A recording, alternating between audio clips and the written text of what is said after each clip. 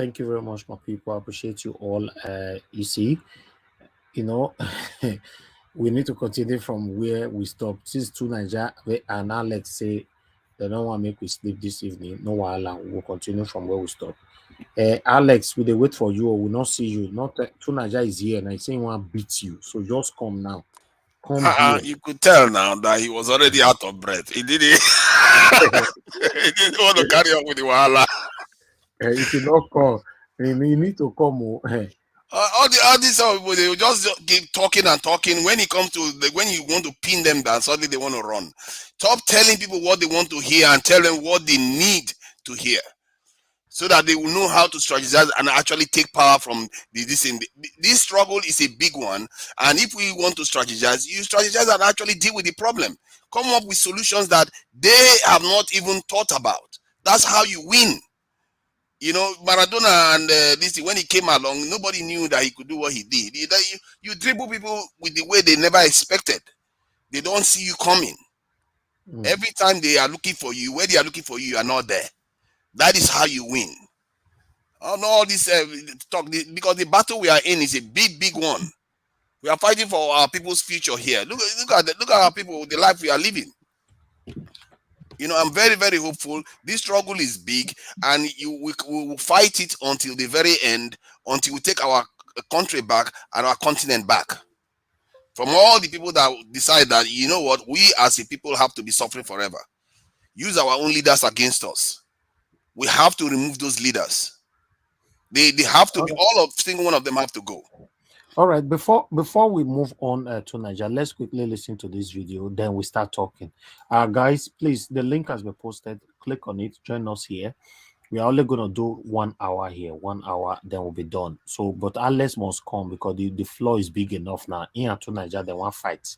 He don't run now. You see, you know, now people like that, that's how they talk now. They want to talk when they are. Alex, you don't run, though. You don't run. You don't run for this fight.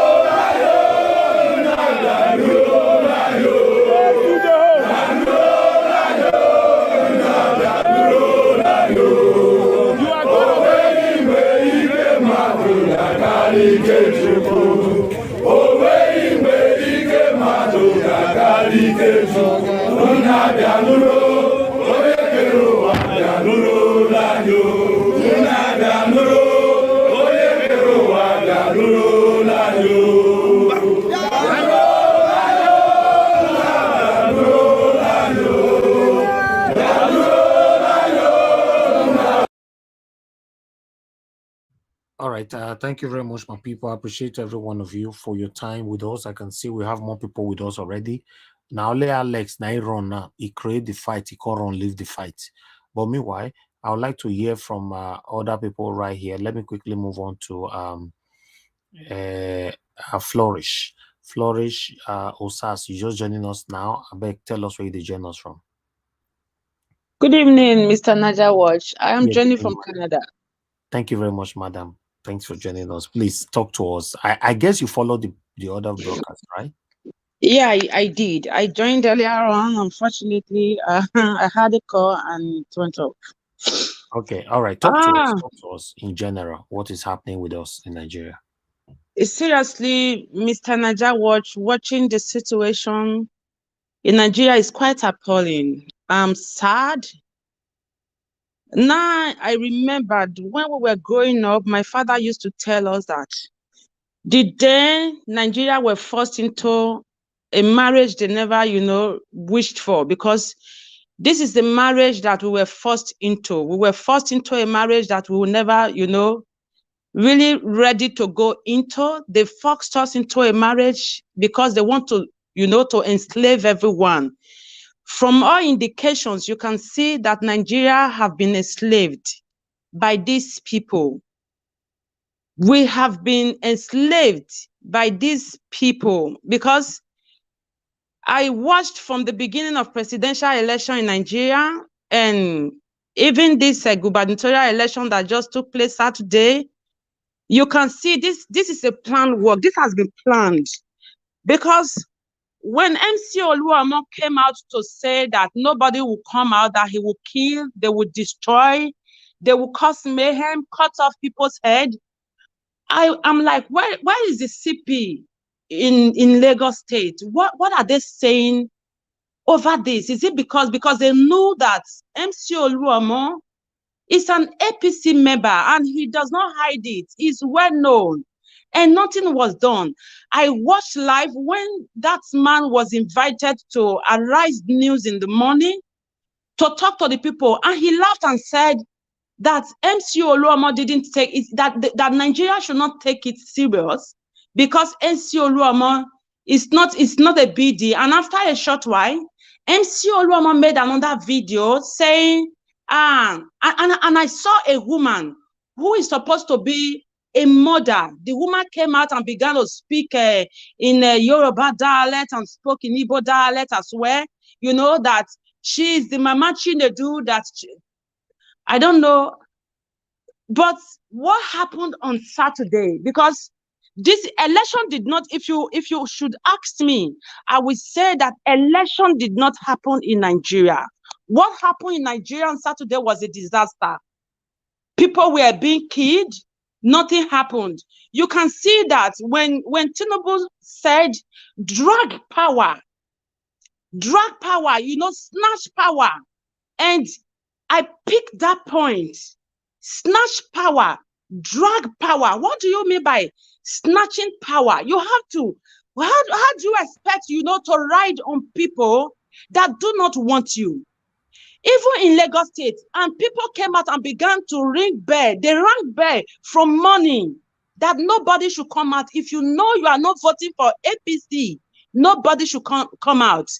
If you know you are not voting for APC, nobody should come out. You saw all the atrocities that happened in Lagos. Yeah, madam. This is what you are trying to say. Let's quickly take on it. 1 minute. Okay. Do it at all costs. Fight for it. Grab it. Snatch it. Yes, sir. And run with it. Yes, sir. Jagaban.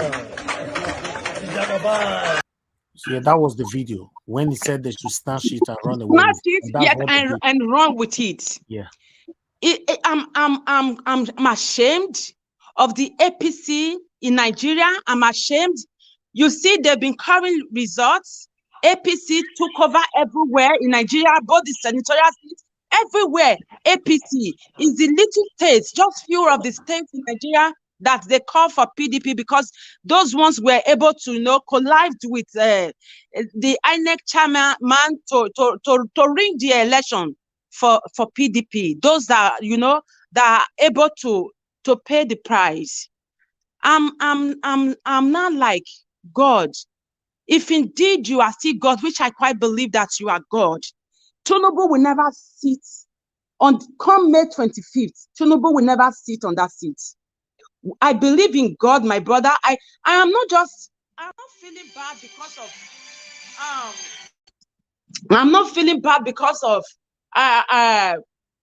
all of this, but I actually feel so pained in my spirit because I still have people in Nigeria.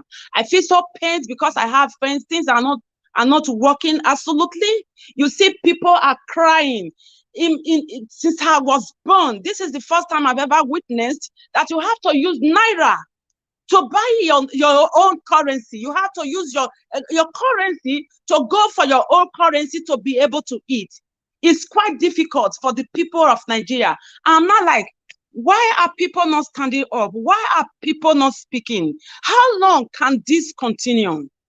Shall we continue in sin that great may abide? Shall we continue in this evil atrocities happening in Nigeria, that if you do not belong to people that drink blood and eat human meat, that you will not survive?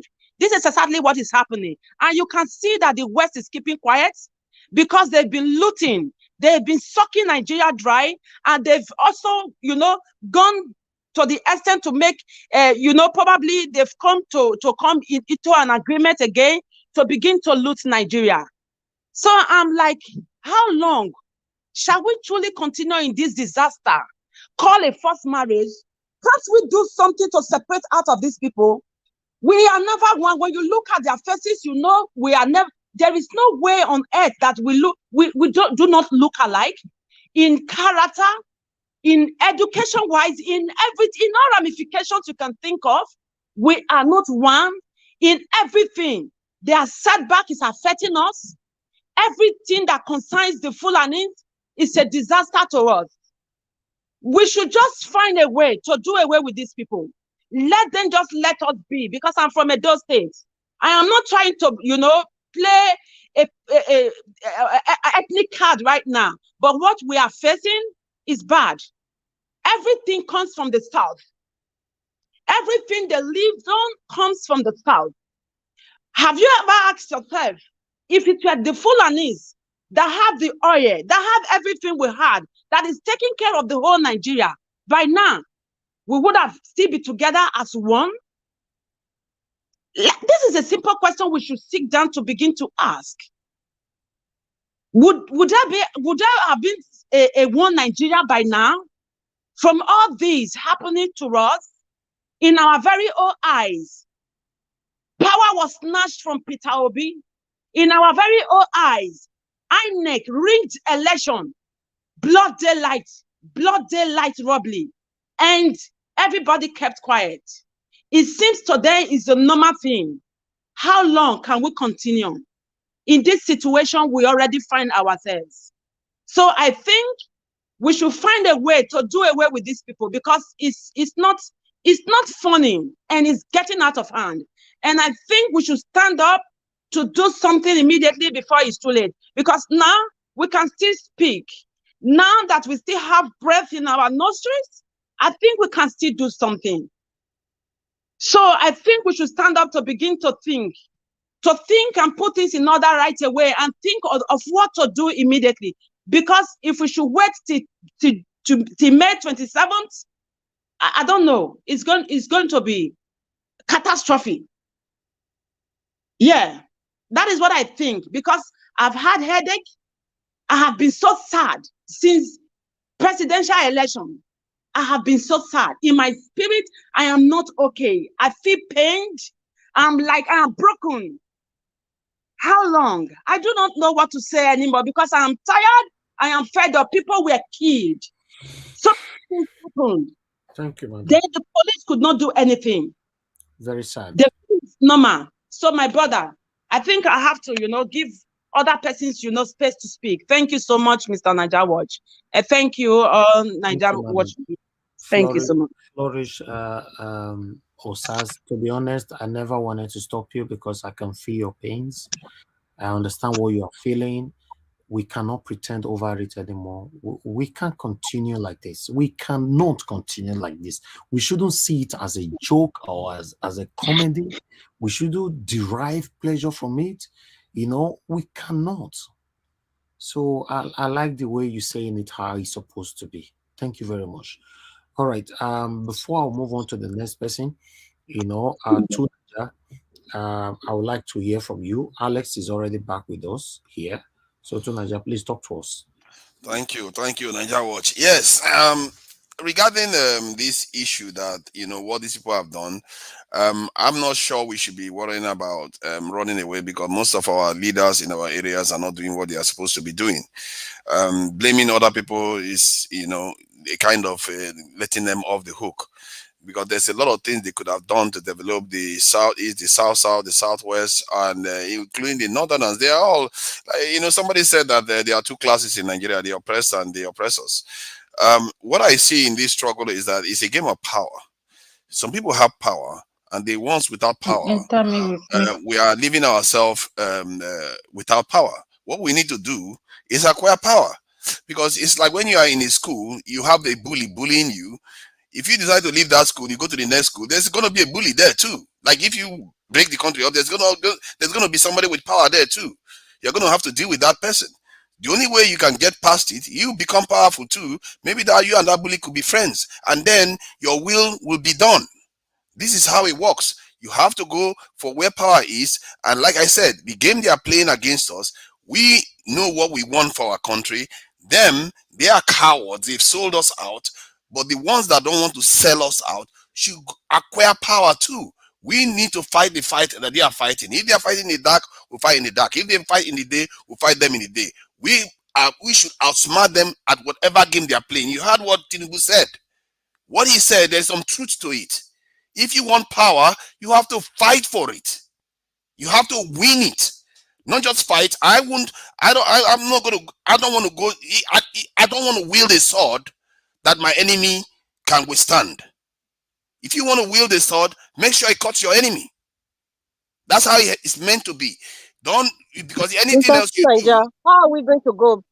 Mr. Tunaja, sorry to interrupt you, but you just talk about power and we have to fight for it. How are we going to fight for it?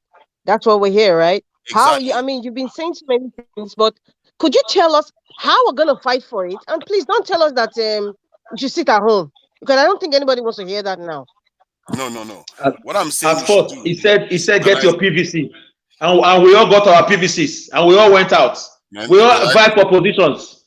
They denied us. They killed us. Alex is beginning to hear voices now. Let him answer the question. Okay, so yes, in terms of what we need to do to acquire power, I said it earlier on in the previous show. We need to organize ourselves and acquire power the way they do. When you have an organization, you have projects that you want to do.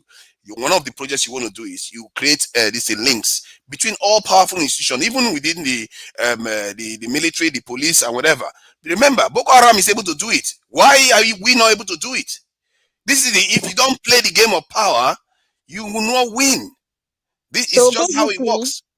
So, Tunaja, basically, what I can hear behind what you're saying is that we need to put in snitches in all these camps of the enemy, sort of. Is that what I'm hearing? Snitches is a negative term. You have alliances within all these organizations. You cannot people that believe in the idea. Okay. People that believe you have to. Yes, you could even sponsor them into it. Then there's nothing like an alliance. Please, when you use that word alliance, you make it seem like we are in partnership. We are not in partnership. Evil and good cannot be in partnership. Now, to create that maybe using the word spy is too harsh of a word, but that is the exact word. Because somebody that's a spy, you are being inside a colony, pretending to be part of that colony. So I don't know another English word or adjective you want me to describe. We need spies. That's what it is. There's still like alliance here. You can find another adjective to describe the kinds of people that we need to be in all these institutions. But nothing can be like alliance. Use another word, please. No, it's not alliance. If that's what you mean, if that's what you mean. institutions don't have characteristics. It's the people that are in these institutions that create the shape of that institutions. So if you want to, like a Christian can be in the military, does that mean that he's spying for Christianity? Is the point is that it's going to represent the values of Christianity in the military. That is how the people that represent your values, you need to know them. You have to create distinct connections between them, and they have to also represent your interests. So that tomorrow, if they want to do something, they are the ones that are going to stop them.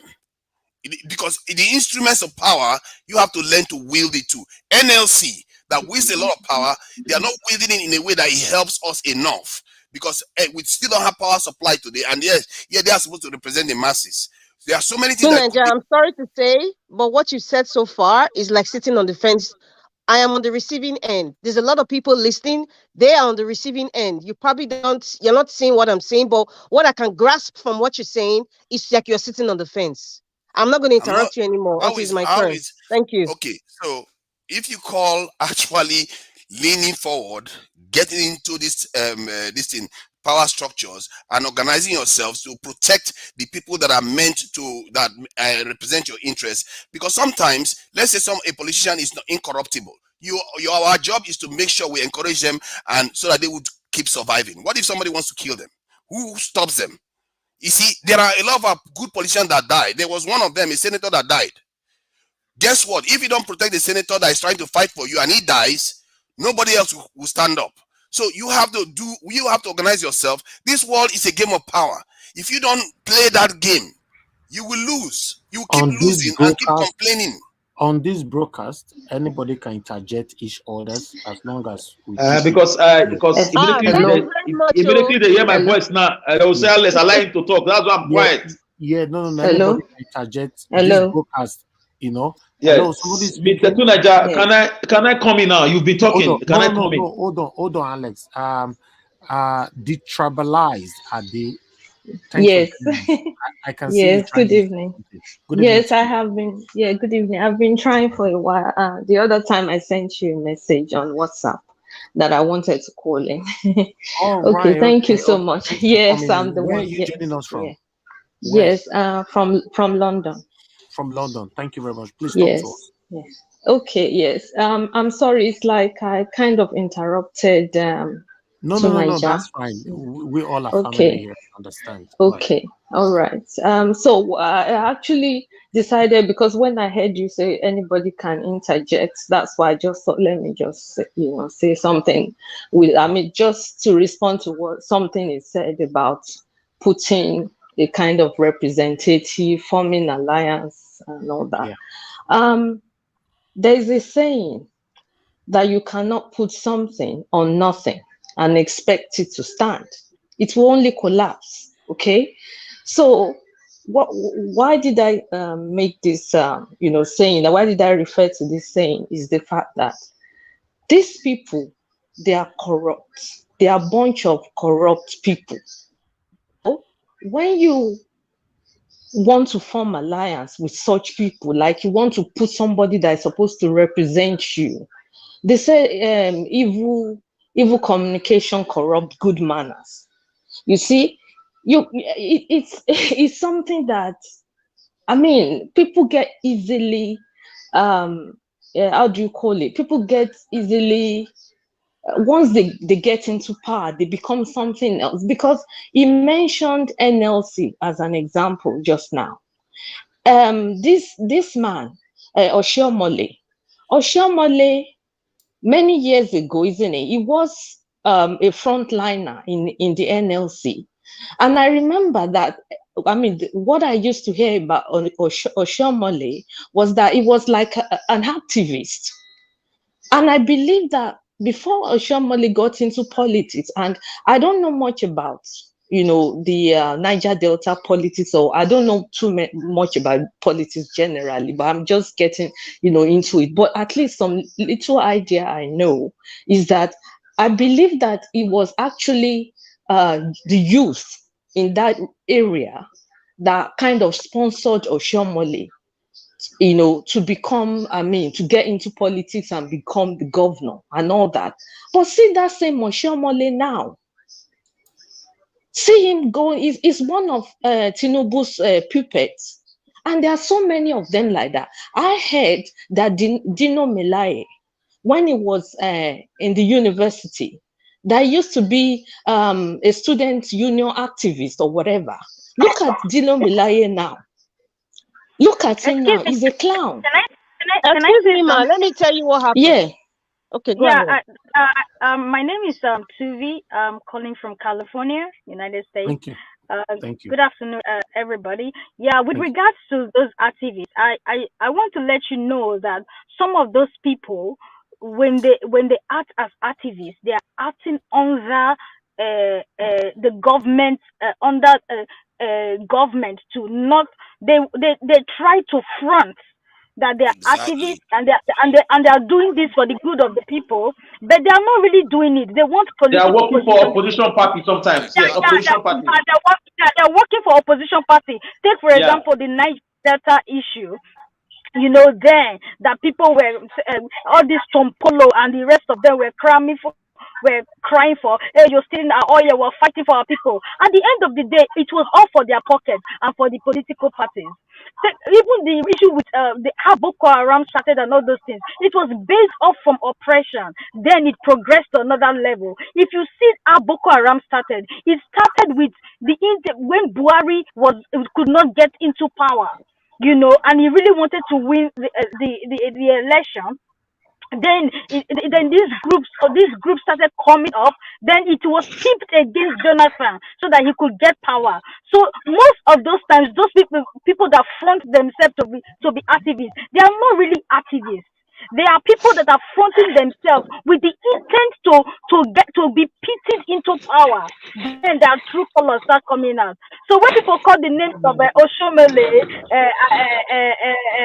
this Dino Melaye, those people were never activists in the country. They've all been politicians from Abinito, from the beginning. But they have it's just like Dino Melaye coming out to say the result is nonsense. We all know that the guy is just a clown. He's a clown and he's cunning at the same and very cunning at the same time. So but these people you cannot equate their character with that of Peter Obi. We can see the genuinity and the precedence that Peter Obi has set, and his genuinity and his personality.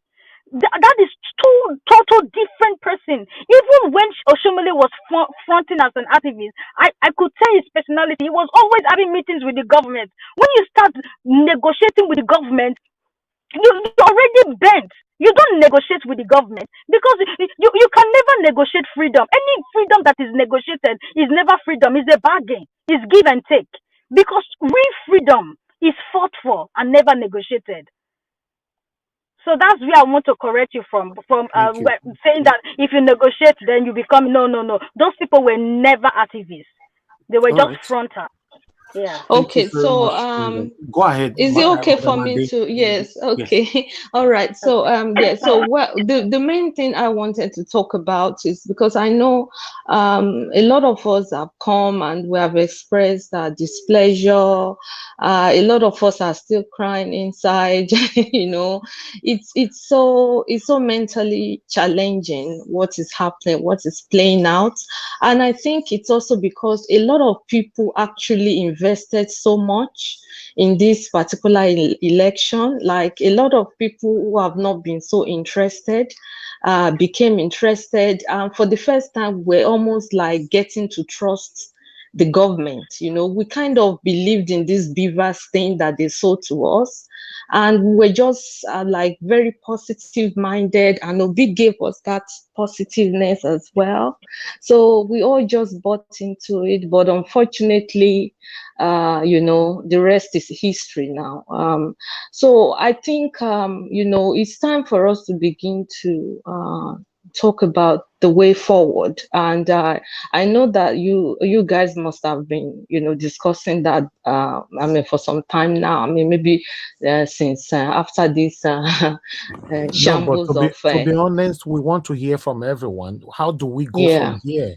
Are we just going to fold our hands and be complaining without not doing anything about it? No, we won't. That's what I actually wanted to say. Yes, sir. Can I be permitted to also quickly say something? No. Immediately she finished, Hello? you take over. Yeah, can I just quickly? Yes. So that I don't forget. I thought you brought this platform for me and Mr. Tunaja. And I'm not gonna wait first now. No, we wait to Tunaja and Alex. People will not talk. Immediately Just she wait. finish, I would like to give Midwest people to speak. Go ahead, madam. Yes. So there is this saying that evil flourishes when good men do nothing. And I think this is what is playing out because, when they did that slap on our face on February 25, and, they were expecting a lot to come out of it. And I think that was why, they brought the military in, to a lot of places. A few people, most of us were thinking that they brought the military in at that time to make sure that there won't be violence and to just make sure the whole process went well. But they had their plans. They were actually probably already envisaged. They knew what they had planned. So they were expecting that, once they do their, mago stuff, people would erupt, the whole place will erupt, and then they would do like what they did during HENSAS. But because a lot of people, were following the instructions of Obi, and we know the personality of Obi is a peaceful person. He wants to go through the due process and everything. But at this stage, my brothers and sisters, we cannot go that way. I mean, we can't just be silent. We have to come out. We have to come out. We have to protest. This is not about, causing chaos. It's about at least protesting. Let them know. Let the whole world know that we are not happy with what is happening, with what has happened, and with what they are trying to force down our throats. Let's do that. And then in terms of strategizing, I will just say briefly, because obviously that's a big topic, which obviously everybody will make their input, is the fact that I want to say something I find very important. I've said this somewhere else before. I just mentioned it by the way anyway that time. But I will say this. Any form of strategizing, it has to be done within closed groups. When I say closed groups, I mean, not on social media, okay? Because there are snitches all over social media. Let's not forget that. That have come here, you don't know me. I could be anybody. I could be one of Tinubu's whatever. You don't know my identity. So we don't really know people. But the thing is, you see, these people, this is what they do. They send people all over, because I've been on some comment sections or whatever, and I've seen the way some people write, and I look at them, I'm suspicious. Who are these people? Why? How can they be thinking this way? And there are some of them that will not even say anything. They have just come to hear your plans. Because the last time, after that presidential election, and some people were talking on social media saying that they were going to release, they were going to go to the polling unit for the gubernatorial election, that they would take their dogs with them to protect themselves. What did we hear? Within a few days that thing was going on or going around on social media, then the police chief came out to say, it is illegal for people to do that. There's some people are saying whatever. How did that information filter out? Because it was on social media. So whatever strategizing, whatever plans we are going to make about, getting, our mandates, getting things to work and all that, we have to do it, on a coded level. Let me just say it that way. It has to be coded. It should not be something that everybody will just come from nowhere. It could be maybe WhatsApp groups, whatever, and people that could be trusted, because there are snitches everywhere. And these people, don't forget, this man's name is Jagaban. I think this is why a lot of us, we took a lot for granted. We believe so much in this, whatever they sold to us. But this is Jagaban. He knows the game. Is as worse as you could get. So in a way, we are shocked, but at the same time, we should not have been surprised. This man, he had been planning this thing for years. He's had this ambition for years, and he has decided that there's nothing that will stand against this plan. So when they took over, when even despite what they did with Lagos, they, at the end of the day, they couldn't, still win Lagos. And that was why, what happened? They had to sell all this thing, all this story about some people saying Lagos is no man's land. They did everything just to make sure that they don't lose Lagos. You see everything they've done now. So these people, they will stop at nothing. I've heard rumors now that they are planning to arrest Obi or something like that. You see, I'm just praying for that man. Every time I'm just praying for him, that I just hope they will not turn him into like another Abiola. God help him, please. Because I don't know. That country is just messed up.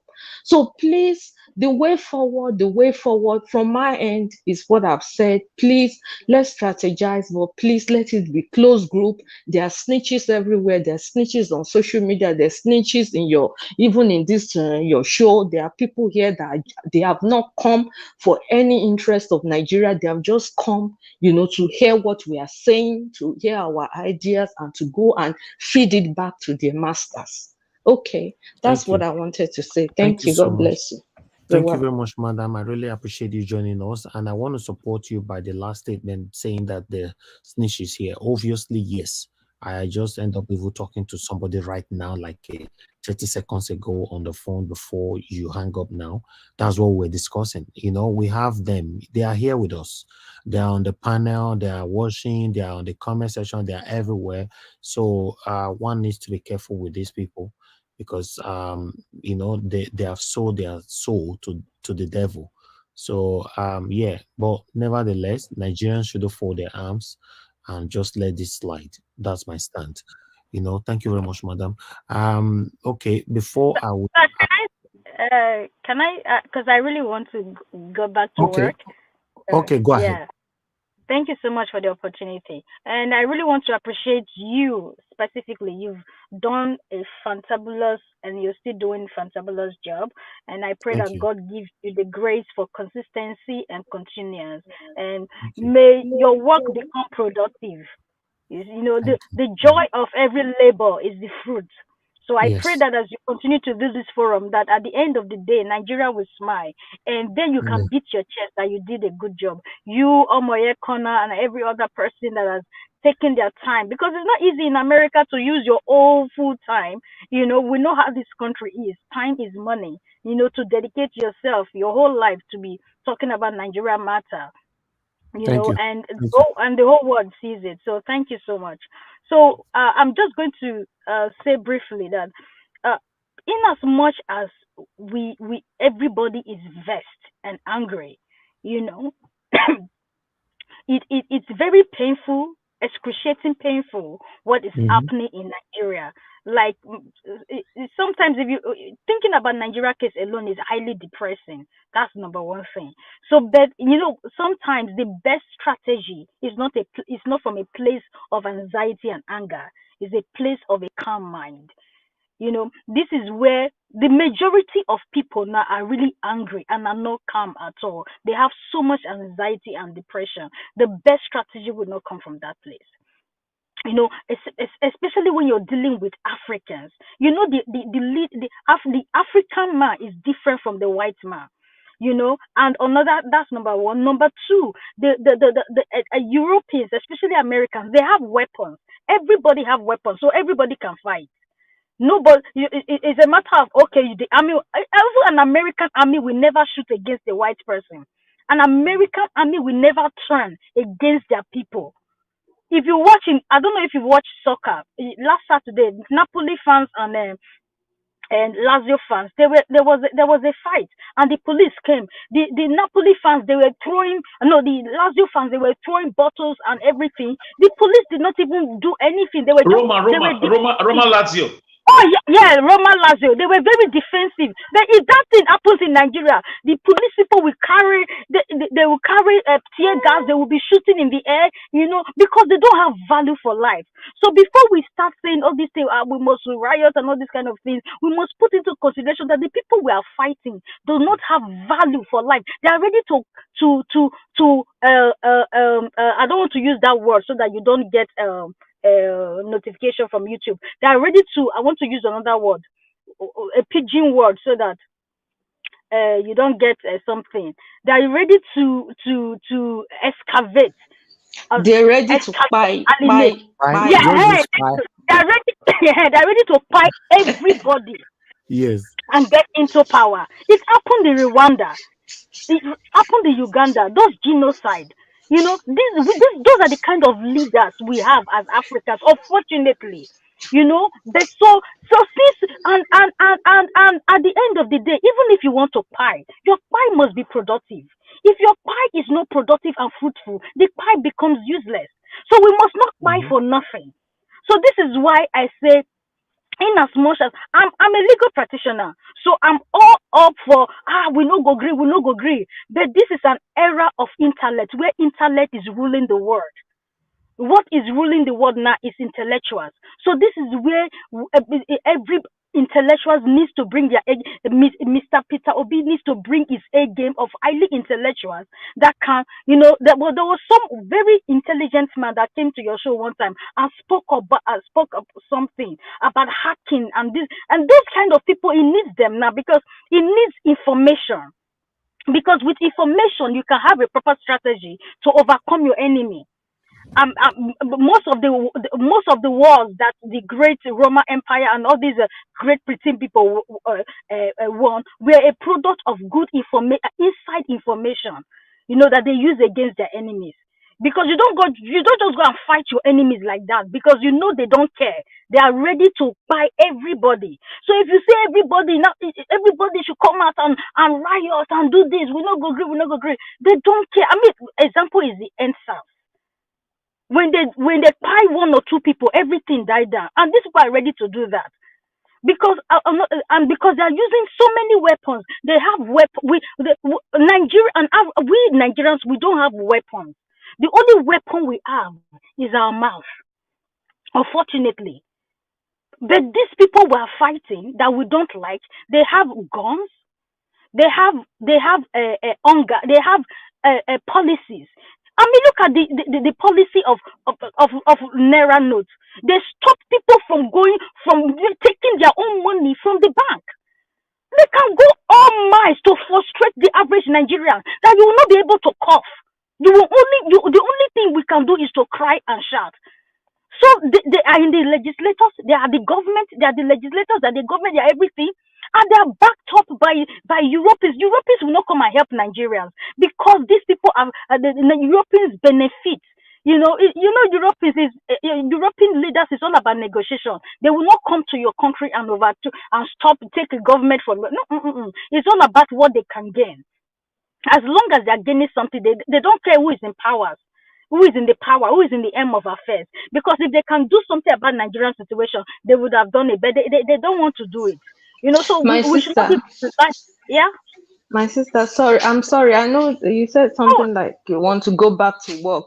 I just wanted to say something, just to correct an impression. When I said we should go out, I mean we should talk or we should speak out. It doesn't mean I'm saying, oh, we should go and start, the civil disobedience or anything like Yeah, that. I'm not talking about Yeah, this you get previous me? comment, previous talk that they were saying in the Oh, other. Yeah, so you spoke okay. very well. In the Yeah, previous broadcast. in the Yeah. previous Okay, podcast I'm talking. what you are saying, it sounds more futuristic. Okay, like in terms of the kind of strategizing would be even all this close group thing that I suggested earlier on. It has to be something like we have to strategize. It's going to take weeks, months, or even years, depending and all that. I mean, look at what Nadeko did in those years of Abacha and all that. It's all, but the thing is, we still need to register something in the immediate, because the fact that people kept quiet after what they did with the presidential election, that was what made these people to be more brazen and to do what they did with the governorship. That's my impression. I may somebody I'm else could actually come to disagree that with place. me. Oh yeah, you are so right. I was also going to talk about you saw what happened in White House. How people came into White House. When I mean strategize, it doesn't mean we should not take action. We should strategize before taking action. Because if all these things that is happening, if it was in the United States here, someone will know how to get into one of those leaders' hands and finish that leader. Once you take one of their leader out, there's confusion already. Once you take one of the leaders, that is what I'm saying about strategy. It is not something that everybody should come out. It's about intelligent people having access to deep privacy. Okay. And all right. that's what I'm talking about. It's all those kind of strategy, something that you can just take one person out and there's a confusion, and before you know, it's just the way. I don't know if you've watched this movie, Troy. All they needed to do to enter the country was we can't just discuss an this. We inspector. can't discuss this here. Yeah. We can't. It's too Yeah. sensitive. Yeah. Yeah, that's what I'm saying. That's what I'm suggesting. I know there are snitches everywhere, but to me that would be the best option. Yeah, whatever. But thank you so much for the opportunity to speak. Thank you so much, madam. I really want to appreciate you, especially for going in depth to. In fact, if I did not stop you now, I know you have all the tactics how everybody can go on this. But to be honest, I want Nigerians, especially Nigerians that live back home, to know that they cannot fold their hands and watch these people destroy our future, our destiny. No, we cannot. They have pushed everybody to the wall. We need to ask them, because this was a broad daylight robbery. Before they used to do this, but they normally do it in a way that they can counter you at any time by telling you don't have any evidence against them. But this time they don't care. Anyway you want to cry to, just cry there and all that. So we can't fold our hands. We got to do something. I appreciate you for coming around and for your submission. And I would like us to hear from Midwest people. Then before we go back to the two people that the reason why we came here. But meanwhile, Alex, Mr. Alex, I would like you for a few minutes after Midwest people. You should take over the screen for me, please, if you are there. Yeah, I'm here. All right. Okay. Thank you, my brother. Yeah, Midwest people, please go ahead, sir. Good evening, sir. I greet your house. Midwest people, talk to us for 10 minutes. Thank you. Okay. Let me do like Nigeria Watch now. I greet the entire house for. I'm the new Nigeria Watch now. For now. Okay. Okay. I greet your house and I greet listeners, viewers all over the world. You see, I can say we were born into a situation that is a little bit very complex for we to handle as a people. All we need to do is to carefully analyze the whole situation and see if there is any way we can profit from it. And I think, hello, are you people hearing me? Yes, loud and clear. Okay. And you see, we have fought a very good fight in terms of politics. Try to say we want to present the kind of person we have in our heart to rule us as a president. That is the person Peter Obi. But it's very unfortunate that the election, to me personally, was an election between Nigeria versus CBN governor Emefiele and the INEC chairman himself. So the way the CBN step in and the time at which they step in, the little strength that the common Nigerians were having, that was when we started losing it. It was so destructive, and there is no way people could be able to put their strength together. And that's why all these things happen. But what I will say is this. We need to congratulate our effort, because if Peter Obi did not stand, as we speak today with the results, I think Atiku would have been the president of Nigeria, not even Tinubu. So what I want to say is this. There's no need for we to be saying Tinubu is this, is that. It has been announced. We should encourage every political leader in the southern part of Nigeria to meet with him, despite the differences, and look into some fundamental issues. Please, pack well, man. No, We shouldn't be talking like that. We don't want that. We don't want that. Tinubu We don't stole want it election. at Tinubu all. is a criminal. We don't want it. Please, We guys, don't hold want on. it. Don't talk like that here. We do not want it. You do not belong here. Please, pack well. Wait. Pack well. We don't enough. Mr. Media's people. Enough. Don't bring that here. Madam, wait. Madam, wait. No. I cannot He's quiet already now. He's quiet already. Just wait. I'm in charge of the program. No. Wait. We do not want Tinubu. He did not win. Don't say we should encourage him or anything. Okay. Can I say something about this before he continues? Madam, wait. Mr. Midwest people is a very sensitive time. Madam, I'm the one talking. He's not the one talking. Wait. Go to Tinubu platform and display that. This platform is not the one talking. I'm the one talking. This platform is for the truth. That is stealing. We cannot endorse stealing on this platform. Can you? Okay, ma. Can you wait for a minute, please? Do not. No. Okay, should we leave the platform for you now? If we let this stand by, you are saying this on a social media.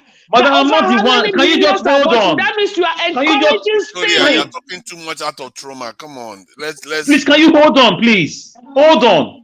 You made your point. You wait. It's communication. You talk and then you listen. Don't communicate evil. It's satanic. But I'm not the one. He's not the one talking. I'm the one talking now. The man is quiet. No. Please. No. Madam, when is your turn? You can talk. Just hold on, Mr. Midwest people. Please, number one, Tinubu is not yet the president. He's just elect, and the court is the matter is still in court.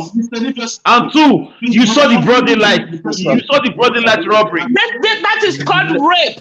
They raped Nigeria in a broad daylight. So I'm saying we should rally around him. Rally around a rapist. We cannot rally around the drug baron. We cannot rally around the criminal. Rally around the rapist. Somebody that has criminal cases. So for me, I totally support you, madam. Why is Evans? In jail? Why didn't we rally around Evans? If we are going to rally around Tinubu, then we should rally around Evans the rapist, Evans the kidnapper. We should rally around everybody that is in jail because there is no justice. Silence in the face of injustice is a crime. Madam, can you just hold on? Let me turn into the public domain. This platform you don't belong here. Yes, I'm hearing you. Mr. Alex, continue. If you are in charge of the platform, I don't care. I cannot mute her from here. I cannot mute her from here. When you come with equity, you must come with your great hands. I think you're taking everybody's time. You've made your point, so just let the show continue, ma. Please don't respect you. Please, and I will plead with you to take it easy because you have to pause. There are other people listening, madam. Please, you make your point. Just be quiet. There are lots. I want to quickly say something. When we are on here on social media, Mr. Midwest, Mr. Midwest, people, continue, please. Everybody, be quiet. Don't talk about Tinubu here. If you want to talk about Tinubu, just go to a different platform and go and talk about Tinubu. My point is very clear. I'm tired of Tinubu. Don't bring. If you want to talk about Tinubu, go elsewhere. You see, the problem I have with some... how... Please, can you let somebody... Let one person talk at a time, please. Can you just hold on? Go separate ways. What the fuck? Talking about Tinubu, don't bring Tinubu here. Because I'm about to lose. Excuse me, ma, you're disrespecting everyone here. I'm about to lose it right now. Please, don't talk about Tinubu. Okay, you guys just hold on. You need to sanitize your mouth when you talk. Anybody that talk about Tinubu is an evil person. Anybody that endorses Tinubu is evil. You are disrespecting everyone on this channel. You made your point. Could you just be silent? Let another person speak. Please don't allow anyone to disrespect you. Just be quiet, man. You've made your point. This is disturbing. This is not good for people that we are trying to inspire. You keep talking and talking and talking. Please. Thank you, man. For your contribution. And we are here to put an idea together and look for a way to go forward. The only way would have been able to stop Tinubu if the electorate in Nigeria were able to conduct free and fair election and announce Peter Obi as the winner. As it is now, they place him on third position. And we in the sector, as far as the global world is concerned, Nigerians understand that this mandate was stolen. And I agree with you. But as a people, we have done our best. We have to think of a way forward. What can we do now? Do we really know the problem of our country? I had somebody talking here. He was mentioning Fulani. For me, this platform was not raised on anything like racist. I have been here for, or tribalism. I don't defend any tribe, but one thing I want to say, you say you are from Edo State. I'm also from Edo State. Tell me one thing in Edo that you will point to that will make your leader better than that of Fulani. Point it. Mr. Midwest, I challenge you this on this one. Let me give you an example. Can I ask you a question now? Can I ask you a question? Wait. Can I ask you a question? Let me quickly put this one. Let me put this one to you now. Wait, I want to no, wait. No, I will not answer questions. It's an interactive program now. I know, but let me land my point. Let me land my point. I don't want to confuse people as much. Now, when you talk of security, people are raping our own mother, our sisters, our wife, and they are from, you can say, from Fulani extractions. But the same president from Fulani extraction is pumping money to your governor for security votes. Of what effect is it upon your people? Is it protecting your people? The answer is no. Let me go to agriculture. What's your point? What's your point? Can I come in, Mr. Midwest? People are listening to us. My point is this. Let me quickly add my own point now. My point is this. The election, the winner has been announced, but the mandate was stolen. We can go to judiciary to start fighting, but when you look at the setting, there's a point you raised. Don't brush that point. Let me ask you a question, please. It's an interaction program. Okay. Just for a second, please. Yes. You cannot beat a child and tell that child not to cry. You can't be pumping money to a governor and you also pump. You wait now, and you also pump killers along with the governor to go and keep citizens. Even if the governor is playing with you, is agreeing to you. And two, who is the president of this country? A Fulani man. Who is the Senate president? A Fulani man. Who is the Attorney General of the nation? A Fulani man. Who is the controller of customs? A Fulani man. Controller of immigration? A Fulani man. Go to all the generals, top generals, Fulanis. Go to NNPC, Fulanis. What are you talking about? People, Deborah was killed in Sokoto, not in Benin now. Let me quickly put something. No. Wait. I'm almost done. Wait. I'm almost done.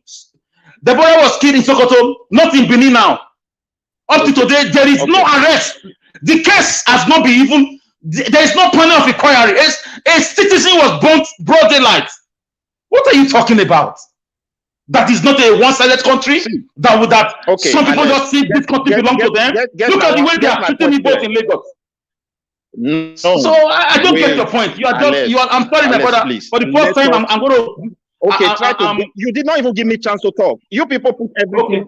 You put things on too much argument, but you don't let person. That's why we don't listen to ourselves. I learn from you. You learn from me. What is my suggestion here? You point to these people that they are always our problem. When we start this democracy, they wrote a constitution and give it to a certain person. A professor from South has ruled. Why didn't they see all the possibility for a single Fulani to become the owner of this country? Why didn't stop it with the constitution? Let us learn and understand the game that is on ground. This game, we have talked a lot, but I will make a recommendation on my own ground. Legal procedures is the way forward. But the other way forward that we have no choice than to also assist him and present what we want, what can help us. The other way forward is to share the country. Everybody can go on their own if you are not giving Obi's mandate. That's the fact. We are not one. We are different people. What is your party affiliation? I've been watching it. Okay, Mr. Midwest, round up in 3 minutes. I don't have a. Hold on. Let everybody go. We refuse. Okay, I will allow that person. Let me answer that man. Mr. Midwest, round up in 3 minutes, please. Round up in 3 minutes. Mr. Midwest. What is your party you listen affiliation? To me now. I don't. Please, Bishop, listen, please. Give me time. Bishop, listen, please. Mr. Midwest, round up in 2 minutes, please. Because please. Okay, let me round up with you and I will answer the question. I don't have a party. I was only having somebody, and that's Peter Obi. The same political party is a wagon. It's like a van. He went in, and very unfortunately, the mandate was stolen. Other Nigerians are queuing into the party. I don't know their identity. I don't know whom they are. We are all Nigerian. They have corrupted us. We are no longer honest to ourselves. All we want to do is to cheat. Look at abroad. Our Nigerian president there. Are they not? Look at the way our attitude outside the country is also creating problem. So I don't have a party. I have answered you and I feel I've answered you. I was only having a thank you, Mr. Midwest. And that was Peter Obi. Thank you. Thank you so much. Let us hear from Bishop now. Bishop, talk to us. Okay. Thank you, everybody. I agree. Thank you, everybody. I agree. Please mute yourself. Please mute yourself. If you're not talking, mute yourself, please. I think it's my time to speak. I've been watching you guys speak for like okay, an hour. Please, I'll come back to you. Bishop, talk to us. Yes. Okay, yes. My people, listen. We've passed this stage of argument or talking about the problem. We already know the problem. Is the solution now. And in my opinion, and the opinion of everybody, the solution is, whether you call it peaceful protest or revolution, that is the only way. We have tried to negotiate with our government through dialogue. They refused. Rather, they replied us with violence. We tried it during NSAS protest. That was a dialogue. We were trying to dialogue with them to stop police brutality on their own citizens. Rather, they met the people with killings, violence. Now we've come again to dialogue with them through ballots, through voting. They still met the people with violence. Now we have already known the problem. What we need is, whether you call it peaceful protest or revolution. But before you go into revolution, you will go prepared. You will go plan. Make your plans. Like one speaker that said, your plan, when you're planning something like this, you don't plan in open. You plan in closed doors. So that is what, in my opinion, that is what we are going to do now. Yeah, plan, sorry, sir. Can I just use one minute of your time? Hold on. Make a plan. What we need is a revolution. Wait, sir, you should realize, for now I'm in charge of this program. I don't want to ask you a question. Oh, I'm sorry. Okay, go ahead. Yeah.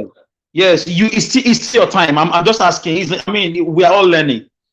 But the word revolution, if you check the word revolution, no, don't you think nobody plans for a revolution? It happens everywhere around the world. You don't plan for a revolution. It has already been everything that needs to lead to a revolution has been happening, and suddenly it happens. You don't plan for it. People run, etta, scatter. Nobody knows when it happens. But Nigeria is just at the brink. What do you think about that? Do you really plan for it? Totally agree with you. It's already on. Let it be on. Even so, we are dulling already, because I said it here before that NSAS was our momentum. We're supposed to carry on with that momentum because we were winning. We're supposed to carry on with that momentum. So I'm in support with you 100%. Let us carry on. If that revolution don't start already, let us keep going. But the problem is that some people are not yet convinced that they want to defend the country. I'm convinced. I'm ready. Let us defend the country. Let us do the revolution. Let us do the revolution once and for all. Because, like I said, these people, they're not ready for any. Let me just say something this quickly. I think I need to share this because it's very interesting. I asked ChatGPT. Mr. Teenager, you have 1 minute, so this man can 1 minute can try a round of place. Yes, looking for a long time. Yes, it's not your turn yet. Okay, how long does it normally have?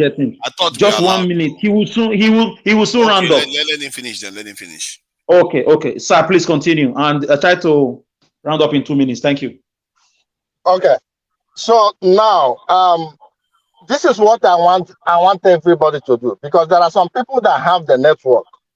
There are some people, some individuals in our country, some celebrities that have millions of followers in their on their platform. Some people know what to do, but they don't have the network to do what they know how to do. Personally, in my village, that was a village. I know what I did when we were having similar problem in our village. I did something because I had the network to do something. That was just a village. But in Nigeria, I don't have the network to do something. But there are some people that have influence, both internationally and locally, but they refuse to do something. That is the problem. There is somebody like Showore. He has been saying revolution, revolution. Now is the time to support the youth. But he won't do that. So let the people that have the network support those that knows what to do. Let them support the revolution. Let us do it once and for all. But we are going to achieve anything through dialogue. So I support the revolution right now. Mr. Midwest, I'm not coming to you directly, but you are saying that you don't belong to any party, but that's a lie. From what you have said here, that's a lie. So if you don't want to support the people, if you don't want to support the people to take back the country, that is a big shame. I mean, I'm sorry, that is a big shame, and that is not good. So there is nothing different from you and the politicians. Thank you very much. I'm calling all the people that have the network, the influence, both internationally and locally, to rise up and do something. And again, sorry, last point that I want to make. If again that we want to do anything through dialogue, Nigerian youth, I believe that Nigerian youth have something like an organization. Nigerian youth can initiate a movement. If you want a tribunal, there is international tribunal. We can go there. Somebody said on this panel before that we can protest to reform INEC, but you cannot reform INEC with our government. It's still gonna be the same, because you cannot. Sorry, so you cannot solve a problem from which that problem was created. If you want to reform INEC, it is not going to be with our government. Nigerian youth can do that through international community help. Thank you. All right. Thank you. Thank you, sir. Let me just go straight to Mr. Majid. Mr. Majid, please talk to us. Yeah, good morning. Yeah, can you hear me? How am I being skipped? How am I being skipped? I came here before all of you. Tunaja, sorry, I'll come back to you. Sorry. Very sorry. Okay. I've been here for like an hour plus, just listening to everybody, and I've never interjected. I just want to listen to everybody, bring their suggestion and their opinion, and speak their mind before I will say what I want to say. I don't like interject people. I just all right. You have 10 minutes. You have 9 minutes now, sir. Thank you. What I want to say, let me be sincere to everyone. If Nigeria is going to continue like this, I don't see the reason why everybody has to be together. Because it's obvious that Nigeria has been designed the way to favor the north and the southwest. It seems like they have gone into the elite. They have gone into an agreement that it should be between the Yorubas and the Hausas, which is the Fulani or something. I think that is the way they have decided. Because you can't tell me that what is happening in Nigeria is normal. But Mr. Majid, but Jonathan Goodluck was also a president. Do you know how Goodluck became president by luck? He was never going to be a president. Nobody what do you mean by luck? He was voted now. No, Goodluck became president because Yar'Adua died, and when he wanted to run that first time, they said no, but they allowed him because of the power of incumbency. If it wasn't because Yar'Adua, you are right. My final question to you is that what about the 4 years? He had 4 good years to turn things around. He did his best. And let me tell you, if you want to rule Nigeria, you cannot rule Nigeria with the same set of people sitting around controlling you. That is what happened to Goodluck. Goodluck was a good man. If Goodluck was not having those people around him, the same people who fought not to make him enter there, and later when they agreed, they have to go into an agreement, whether you people agree or not, they have to go into agreement on how the government has to be run. And these same people cannot allow somebody who is not in their circle to become president, because you're going to take away things that make them who they are. So this is what happened to Goodluck. And let me tell you, giving power back to Tinubu is like giving power to that same group. I heard somebody telling us to have an alliance with Tinubu. Let me tell you, the reason why Nigeria is like this, because we take things to be normal. There's nothing normal in how Nigeria is being run. We have to stand up and say this is not good. In election time is when everybody comes together and decide to choose who will lead them. But in Nigeria, it seems like it's selection. It seems like it's for some group of people. Why some group of people are not allowed? So in a country like Nigeria, where we have no less than 300 and something thousand dialects, some group of people is deciding what the majority will do. Let me tell you, the people they call minority are not really minority. The problem is that those ones they call minority has not decided what they want to do, how they want to come together and defeat those who think they are more populated than the minority. No, the minority is more populated than them, but the minority has not decided on how they are going to approach the system. That is why it seems like some group of people is the one running Nigeria. Somebody made a point here.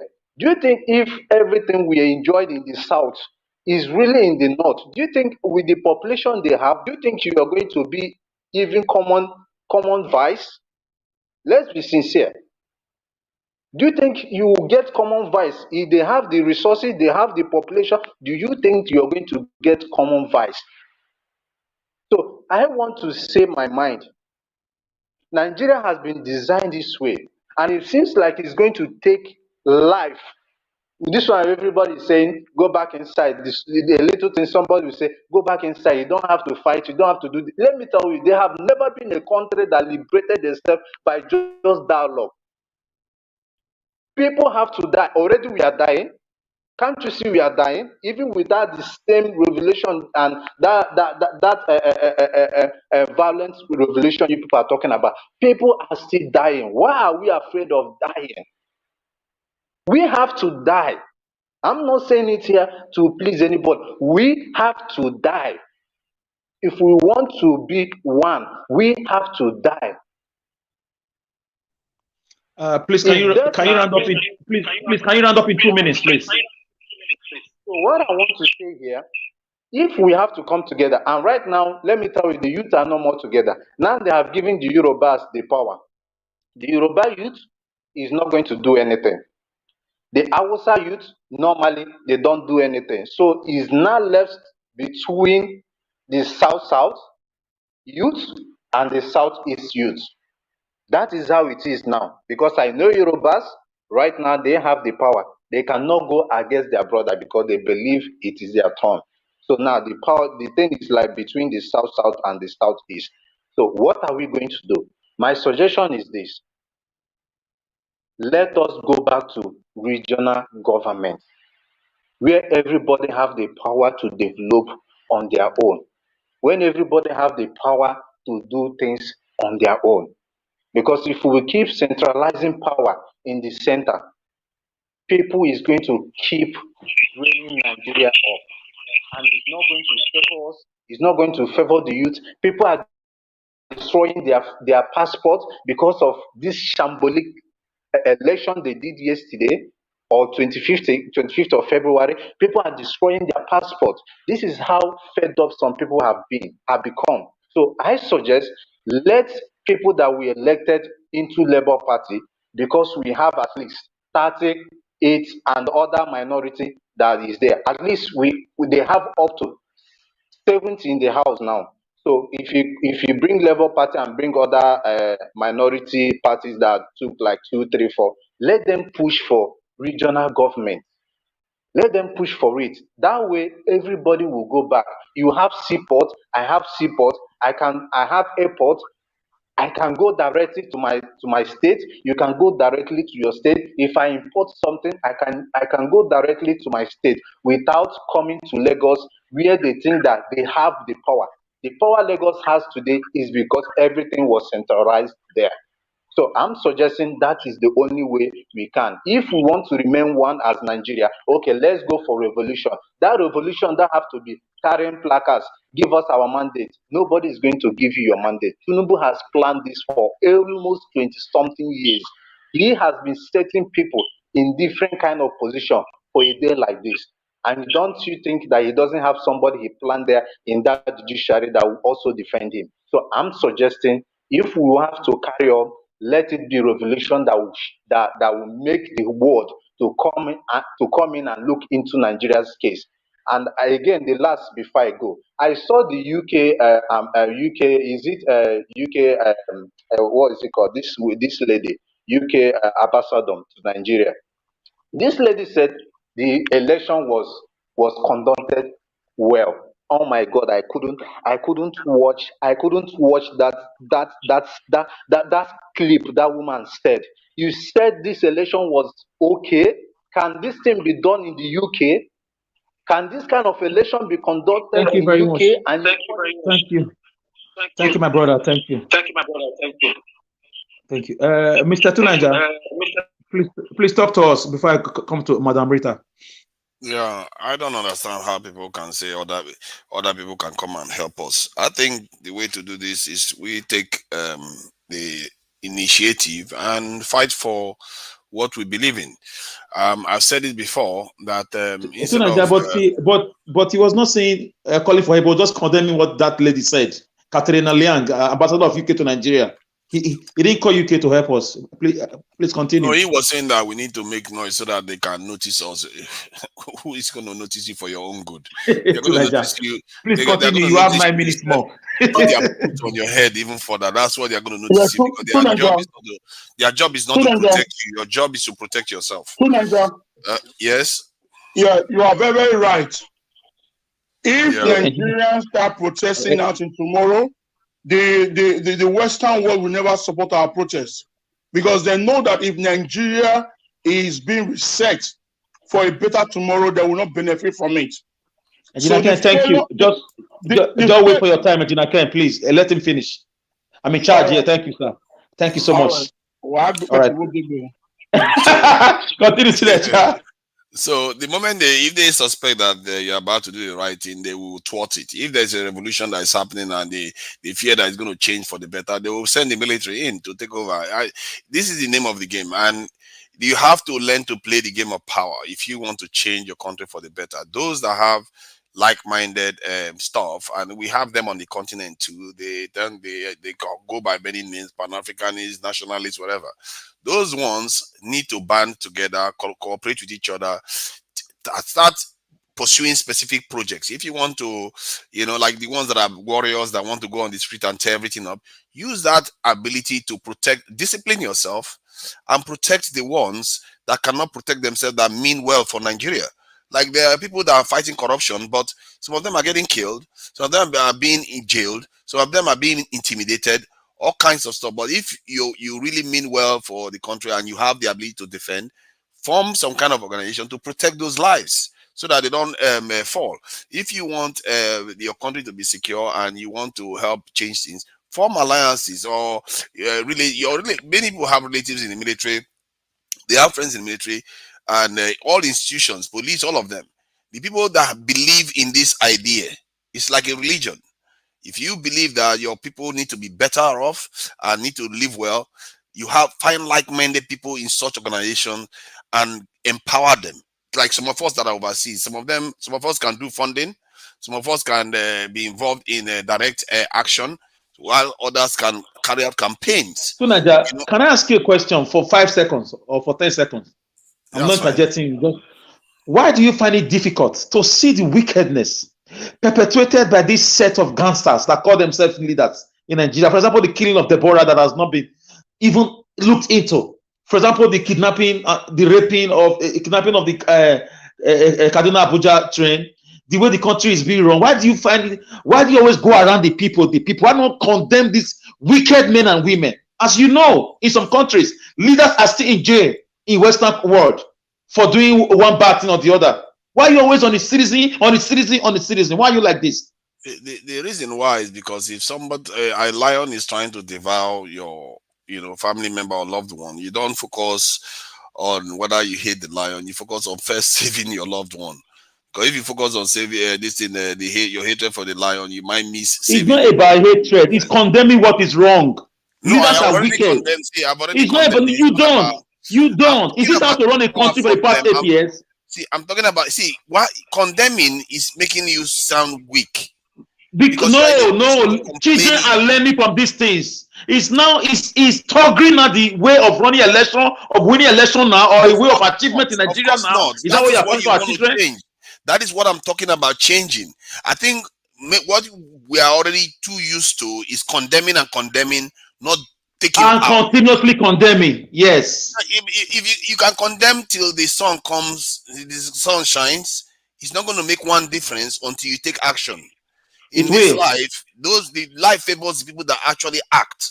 You can't just talk and talk and talk, because you are wasting it. You are using a lot of energy in the wrong direction. You have to. The ritual of this world is to solve problem. If you want to solve problem, you go to the direction where the please take one question from me. Excuse me, Naija, I have a question. Please let me ask him first.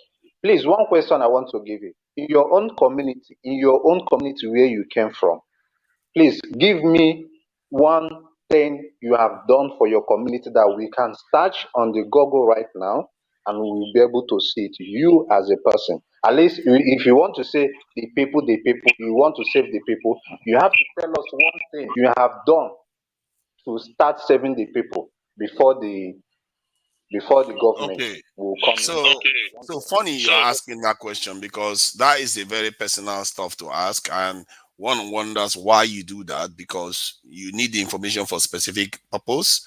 So it's irrelevant. You believe me or you don't believe me. The truth is, I know I'm doing stuff on the continent. You have 5 minutes more, so just be careful. Yeah. So, like I said, let me just go through some of these things. So the campaigns but, you can. Madam Rita, I wanted to ask you something. Oh yeah, please. Yeah, you keep saying saying that we should keep talking and we shouldn't admonish these evil people. I'm shocked that you're saying that. I am so shocked. Well, I just feel for me that you are not being honest. Anytime you speak, it's it's indicative from the people on the receiving end to just know where you stand at. Because for you to come out and say, I mean, why are we here? Why are we even talking now? Why are you even talking now? You are talking because people need to hear the truth. And you are not saying that, oh, we're just here talking and talking and talking. You are also talking. And I think that's what gave birth to the question that man asked you, what have you done? Because if you say that we should start doing stuff and we shouldn't talk, then you are contradicting yourself. Why are we here? Why are you talking about talking? You shouldn't say that. If the leaders are doing something wrong, we should be able to speak up. Because the country where you live in, there are people who spoke up against bad government in the past, and that's why it's so comfortable for you to live where you're living. So I don't think that's a good. I will advise you that you shouldn't put it in those words that we should stop talking, or we should stop telling them they're doing something bad. I totally disagree with every I never said you should stop. If you listen to what I said, I never said you should stop. I said you should not keep condemning, because you can condemn and condemn and condemn, because I've already condemned them. But how many times do you want to condemn them? Do you want? See, let me tell you something. See, let me hold on. Till this war ends, till the day we go to the other side. We should continuously condemn evil. Evil thrives when good men refuse to speak. I'm sure you know that quote very well. Oh exactly. And when good men refuse to act, when good men refuse to act, See, you are not hearing me. I don't know what language I need to use. I'm hearing you, but you're trying to let me twist talk it. now. I'm hearing you. I'm not trying to twist it. You don't want, because you don't want to be corrected. You want to remain frozen in that position. My point is that after you condemn something, you need to take charge and address it. What is the use of condemning alone? It's not going to change the person. When you say address it, are you talking about a revolution headlong with these wicked men and women? Because we did it legally. We got our PVCs. We obeyed the laws. We didn't protest. We didn't do nothing. We voted. We counted our votes, and they stole it. What do you expect us to do now? We should form gang, or we should be clapping for them. I've been listing some of the things you need to do, but you are not listening, because in this world, if you leave one side to have power, you have unstable system. That's what Nigeria is facing right now. The good people keep allowing the wicked ones to take over power. Okay, round up in 2 minutes, sir. Thank you. Why should I round up in 2 minutes? Both of you took my time. Okay, round up in 4 minutes because of the time. So what you need to do is start acquiring power. I described some of the things. Like, there are campaigns you can run. I think a lady said it here. You go to online platform, you see that some people just say certain things. It looks like they have an agenda. Okay, why don't you have groups that believe in the right thing, organize such things? When you have a politician or a leader in Nigeria that is doing the right thing, you go and support them online. You have campaigns to change opinion on the continent in an organized way. I've seen cases like where they report it, they carry out the research, they find out that a few people can work, if they are smart, they can work and change opinion from the internet. This is what some companies specialize in right now. Then you can also do in terms of cybersecurity, you can also help with cybersecurity and obtaining information and sharing it, the kind of information that undermine criminal behavior, at the same time protect the ones that are doing the right thing. You can also look into this thing. I talked about alliance into the forces, because if you have alliance into the forces, you are not going to be that vulnerable. People are going to be giving you information. You need to be knowing what your enemies are planning, the ones that don't want us to progress, because the enemy is not only our sellouts. The enemies are from also abroad. The fight is a bigger distinct conflict, and you make alliances with people that also are in that conflict globally. This is a big problem. If you think your leaders you're looking at on the ground is the only enemy you have, is bigger than that. So you have to make alliances, play to your strengths, and take power.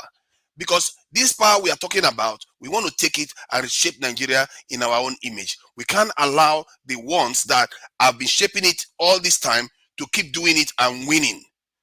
That is what I'm saying. I'm not here for disempowerment. I'm here to, what I'm saying is actually to empower you. Because you like black people now all over the world, we complain about racism. Complain. What has it gotten us? The only thing you can do truly is to acquire power. That's what everyone else in this world knows, other than us. If you create a vacuum where one side is powerful, they will not respect you. And like I said it, if you are in a school, a bully is bullying you regularly, and you decide that, okay, if you are going to complain, and when you finish complaining, you leave. Like some people are giving up Nigerian passport right now. What good is that? When you go to the next one, you think a bully is not going to be there too? There are bullies everywhere. You're going to find one and you're going to complain again. You're going to run. Until you have power to challenge that bully, sooner or later, you and the bully will come to an agreement that now you have a say in what is happening and your will be done. If somebody is fighting for power supply in Nigeria, you support them, you fight for them, you donate to them, you do all the stuff that needs to be done. You have to be organized, strategic, support the ones that you know that believe in the cause, raise them, train them, sponsor them. Those type of things are the kind of things, that is how you take over a country from inside. This stuff, somebody said earlier on, Tinubu has been doing it for 20 years. If Tinubu can do it for 20 years, what would 1,000, 2,000, 5,000, 100,000 people like us that want to do the right thing can achieve? We can achieve it very quickly if we are organized. Thank you. Okay, Mr. Nash, are you back? All right, Madam Rita, talk to us. I don't want to answer you now. I will answer you when. Sorry, my time is not over. Let me just read something just now. Let me just. No. You are just 1 minute. This is what. Okay, we have 1 minute. Okay, He says, I asked this question to ChatGPT. Mr. Alex, Mr. Alex, I'm leaving. Hold on, this is important. Mr. Alex, let me read this. Hold just on wait. now. Just to let him up 1 minute. He says, please, I asked this question. It says, describe traits or persona. Let me just round up one. Okay. Can I finish? Let him just finish 1 minute. 1 minute. I said, please describe the traits or persona of loyal people that are loyal to a cause. He said, when it comes to loyalty to a cause, the traits or characteristics of a loyal person can be slightly different from those who are loyal to individuals. Here are some of the key traits that I have. Passionate. People who are passionate, people who are loyal to a cause are often deeply passionate. Okay, that's one of the committed. They are committed to the cause and willing to work hard to achieve the cause. Visionary. They have a clear vision of what the cause represents and where they want to go to. No, hold on, so that you see some of this stuff. This is very important. Your time is up. You come back. I'll come back to you. Let me finish the list. You can take my next time. Let me finish the list. No. But now your time is gone already. You can take my next time. I don't want. But I can't allow you to talk forever. You've been talking. You've been talking. You should have read this one about what I'm about to read. You would have said this one before you started saying all those many things you said before. You are taking some of this S time now. You are done. You are done, my brother. Mr. Midwest, let me hear from you. Soon as you listen to me, I'm in charge here, please. Thank you. Midwest, I'm hearing you. Thank Alex, who put you in charge? The guy that owns the platform asked me to moderate. I came here to debate you. Mr. Tunaja, hold on. Tunaja, hold on now. Try to be civil. No, Mr. Tunaja, just a moment now. We are all together, please. Tunaja, wait. I plead with you, Mr. Tunaja. Tunaja, I'm in charge. Tunaja, I'm in charge. Tunaja, I'm in charge. You can't say anything again. Your time is gone. I came here before you. I came here before you. Mr. Evie said I should moderate. Tunaja, you wait. I don't want to remove you. Don't be annoyed. Tunaja, wait. Hold on. Mr. Anoja, don't be annoyed. Don't be annoyed. Hold on.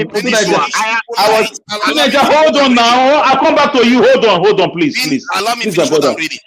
Please, 1 minute. I'll come back to you. 1 minute time. I'll come back to you, please. Thank you. 1 minute. Okay. Yes. Mr. Midwest, please come up. See, what I want to say, I quite agree with him in so many areas. We need to take the power. What can we do? Midwest, you have 1 minute too.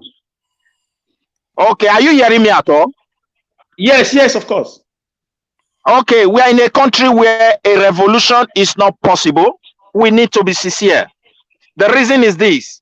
Those who partitioned this country into Wazobia and all those kind of things they did a very terrible havoc. We are so tribalistic in nature, and we decide to be pretending about it. So, my dear, if you start a revolution against a Yoruba already announced president, their own people are going to see it like someone is fighting my brother. If Igbo is in that position, we are talking of revolution, will they keep quiet? If an Osama is there, so let us agree. The only thing that is on board for me is two options. Judiciary procedure, which I also fully convinced that these people can hijack it. And the second one is, you have to form an alliance. Let's talk about this constitution that is holding us in bondage. And that is where the power lies. A constitution, Mr. Midwest, I don't know, nothing can work as far as the constitution is concerned. This is my own submission. Thank you very much. Thank you. Mr. Tunaja, I give you 1 minute, please. Yes, continue. Let me finish the list. It says courageous. 1 minute, okay? Can I finish reading? You need to stop it. You really need to stop it. You have to obey rule of law here. You must obey rule of law. You debate me.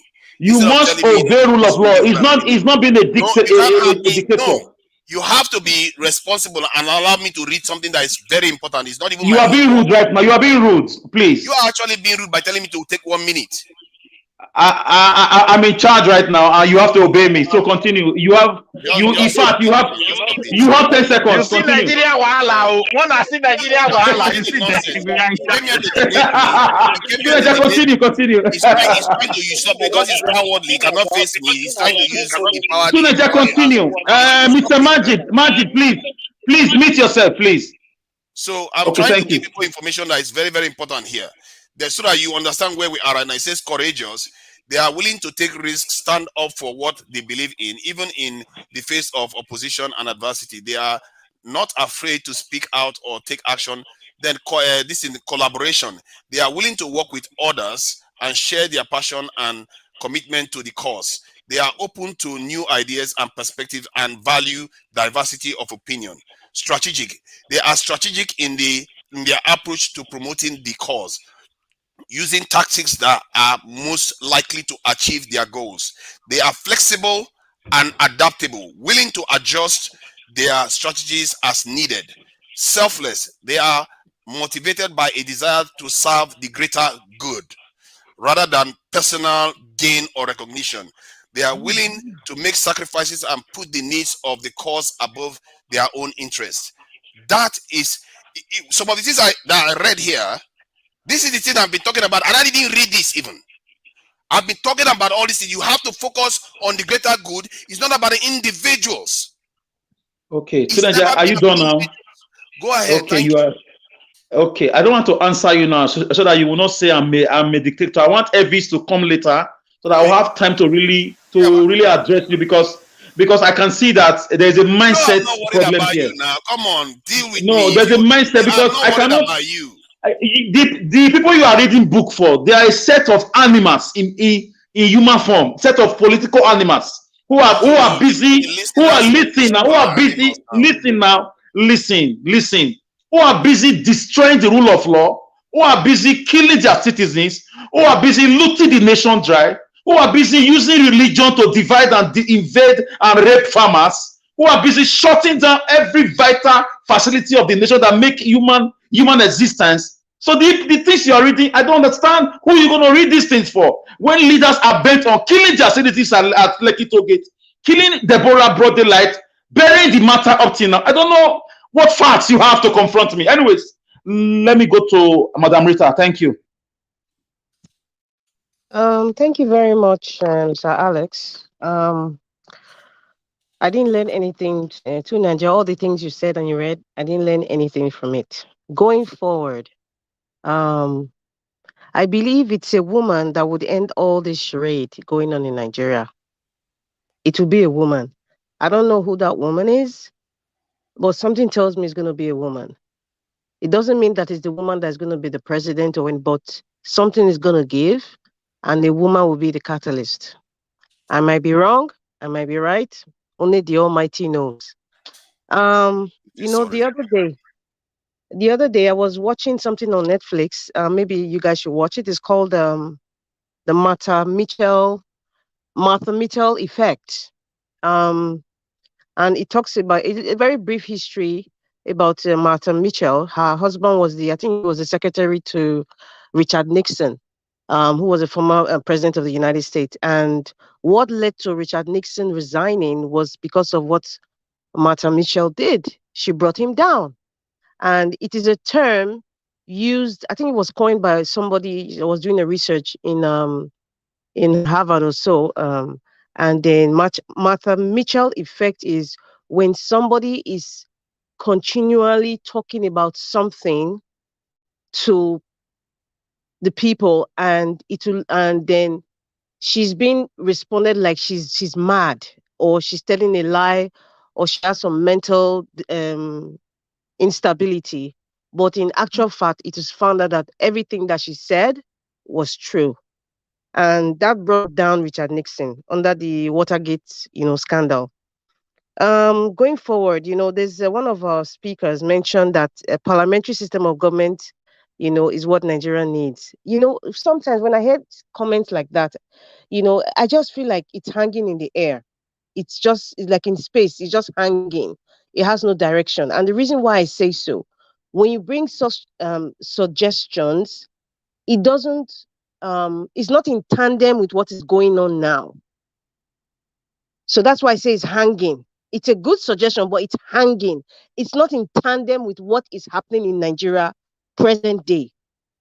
We can't just say we want to divide Nigeria. You can't just say, okay, this is the kind of system of government we need to practice in order for us to move forward, either as a country or we have Northern Nigeria or Southern Nigeria. No, there are processes in which all these things need to happen.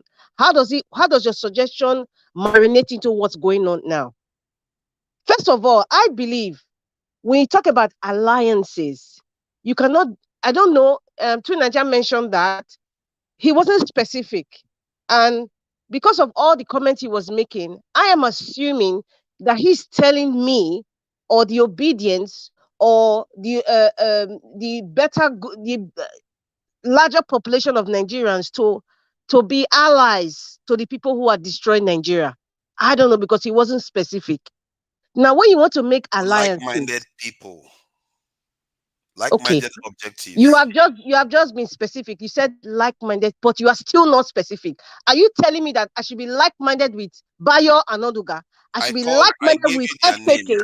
I should be like-minded with the drug dealer. What are you saying? I said Pan-Africanist, nationalists, people that have the same agenda to take charge of their country. Your comment is still in the air. To Nigeria. Your comment, you're choosing not to listen to me because you dislike me. I am listening to you. I don't think you are understanding me. We are here to educate. I'm not proving I'm Mrs. Right, but when we are talking about alliances now, I just asked you. I said, because you were not specific, this is my assumption. Now, you now said people that are like-minded. I said, who are the people that are like-minded? Because I measured the likes of recalcitrant Ayo Onoduga, then you now said Neo-African or Pan-African people. Who are they? We need to call the names. So you don't know Pan-Africanists, you don't know what they represent. If you see somebody I know what they represent. You know, alliance. Let me ask you this now. If you see somebody fighting for going outside the box, no. Calm down. You are going outside the box completely. I don't want this to confuse people. Let people just be in one direction and just get it right. Let us use simple language and get it right, and not start talking in fables or start making saying things that people are like kind of confused. Like, what is he saying? What direction is he going at? What I'm trying to say here is, if we need to change the status quo, what is going on right now? There's something a woman said. I mean, there's suggestions that I know that people really want to say that I want to even say. I can't say it in public. You know why? Because you cannot tell your enemies or the spies. They may even be in this panel. I know they're in this panel. I know that they're even watching. They will watch tomorrow. They will watch it next week. They're all over. They are being paid to just be in this thing until May 29th. Because I know that man, Paul Agbado, would not be sworn in. They are all over. They are all over now till May. And I know they are being paid heavily. Most of them, some are diaspora, some are even watching from Nigeria now. They have money to pay for generator and for Wi-Fi. They are watching all over 24/7. They go by shift, I know. So I would not make a suggestion that needs to be suggested in the public now. But what I'm trying to say, and I believe that's why all of us are here, is to just open people's minds.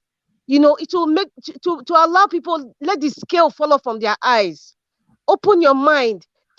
Make people learn that they should need to read, do research, understand like that book, Art of War. Understand the minds and the psyche of these evil Nigerian politicians. We are just saying the physical. It's beyond physical. I know that is what is going on now is beyond physical. And please, I've always said, man up if you're a man, woman up if you're a woman. If you know that you support a drug baron, if you know that you support Ogunleye, that's so-called for Osun State, aka Tinubu, if you know that you're supporting, say I support this man. Say, you know what, I support the position that INEC has given him. Something elect. I cannot use something elect of which country. Say that you support this man. Give reasons why you support, and because when you're not putting your position like, okay, we're going to court, like what Mr. Midwest was saying, I disagree with him. Because I understand, I've been following Mr. Midwest for a while, and I understand his ideology, but now coming to listen to what he's saying, it sounds defeated. It's a continual cycle in Nigeria that we've dealt with for so many years, from 2015 to 2019 and to now 2023. Earlier in the former broadcast, somebody is talking about 2026. I thought you were referring to alliances. I think it's a defeated mindset that needs to be pulverized. It needs to be obliterated. That mindset needs to die. Nigerians need to unlearn certain mindsets. Why would I even want to suggest? If you want freedom, why would I even want to suggest? You were talking about alliances a moment ago, and now you've drifted off. Please allow to finish. Finish in 3 minutes. Can I ask you a question, please? Just question. Go ahead. Go ahead.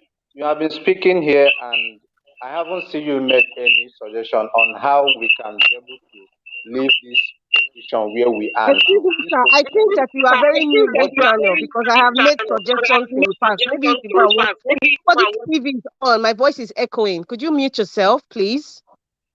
I have made suggestions in this channel. Probably you don't know me, or probably you're new, or you're just feeling you. I've made suggestions. I spoke about a few days ago. I said those of us in diaspora, whatever groups we are, we need to, those people who need to write to the embassies, write to the commissions. I made an example. Those of you living in the United States, Homeland Security, write about Musiliu Adesanya, aka MC Oluomo. Write about this man.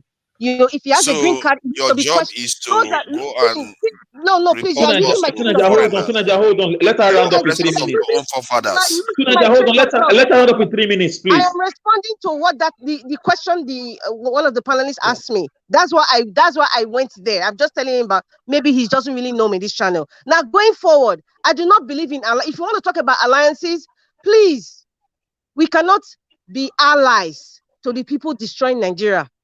We cannot be allies. If you are referring to, okay, let us form a group of, certain people, professionals, people that are willing to sacrifice, their life or for Nigeria because of like those things that you read, somebody who is passionate, blah, blah, blah. Fine. If that is one of the things that we need to do, it has to be now, not aligning or being an ally to the people destroying us. How is that possible? Maybe you should use a different adjective. Because saying we need to make an alliance with who? These people? No.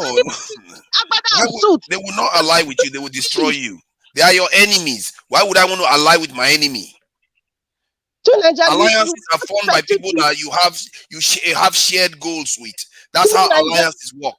That is why you need to be specific. Like I said, we need to use simple language for people to understand what you mean. When you say make alliances, because for me, listen to you on the receiving end because of you making the other suggestion that, okay, for example, let Agbado they swear in hell, not Nigeria, and then this is what we have to do. No. So that's why my mind is like, where is this guy going to? We cannot form alliance with these people. These people are not human beings. They're just wearing Agbada and wearing glasses and suits and speaking to. They are not human beings. I cannot allow. In fact, I cannot even sit down and have a one-on-one discussion. Madam, round up in 1 minute. My ally, and you are the one keeping me. You are the one in charge. You are the one pushing. Please allow round up in 1 minute, please. All right. My train of thought. When I'm being interrupted like this, it kind of distorts things. I'm trying to make sure that people need to be. No, it's okay. People need to be educated. We cannot. If you start saying alliances, let us be specific. We cannot be allies to the people destroying Nigeria. That is something that should not even be discussed or suggested. That is my suggestion. Number 2, if Peter the Rock Obi is denied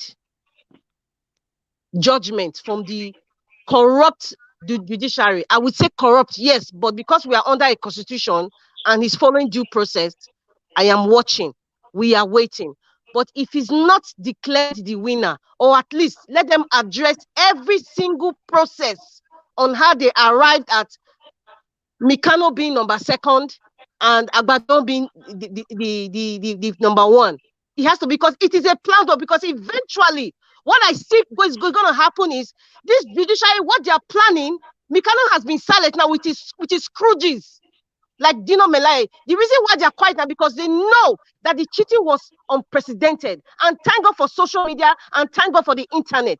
So what they're going to do, they are not trying to formulate to the judges now to make Mikano the number 1.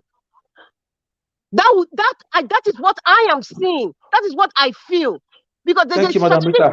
If we fail here, this person, this is our person, is the one that will take it. No. We need to see the process. The process at which you get to a position, it matters. So that's why nobody should speak to me about aligning with the evil people or let us concede. Thank you, Madam Rita. That cycle should die. That cycle of thought should die. If we want to make change, that cycle of thought should die completely. It should be pulverized completely. Let us remove that mindset, please. Thank you. Thank you. Let's hear from Engineer Ken. Talk to us, sir. Okay, Engineer Ken is not available. I think we have Mr. Pansat here. I'm available. Okay. Talk to us for 10 minutes. Thank you. Thank you so much, Mr. Alex, and thank you so much, man. I must have to congratulate you guys. Over here in the United States, it's after 8 and p.m. and you guys are still on the line. Alex, man. I believe that God Almighty is going to bless you guys. My brothers and sisters from Nigeria, from Europe, sacrificing your time of your sleep for this cause of Nigeria. Prosperity will not forget you. Your children yet unborn, we hear this and they'll be proud of you.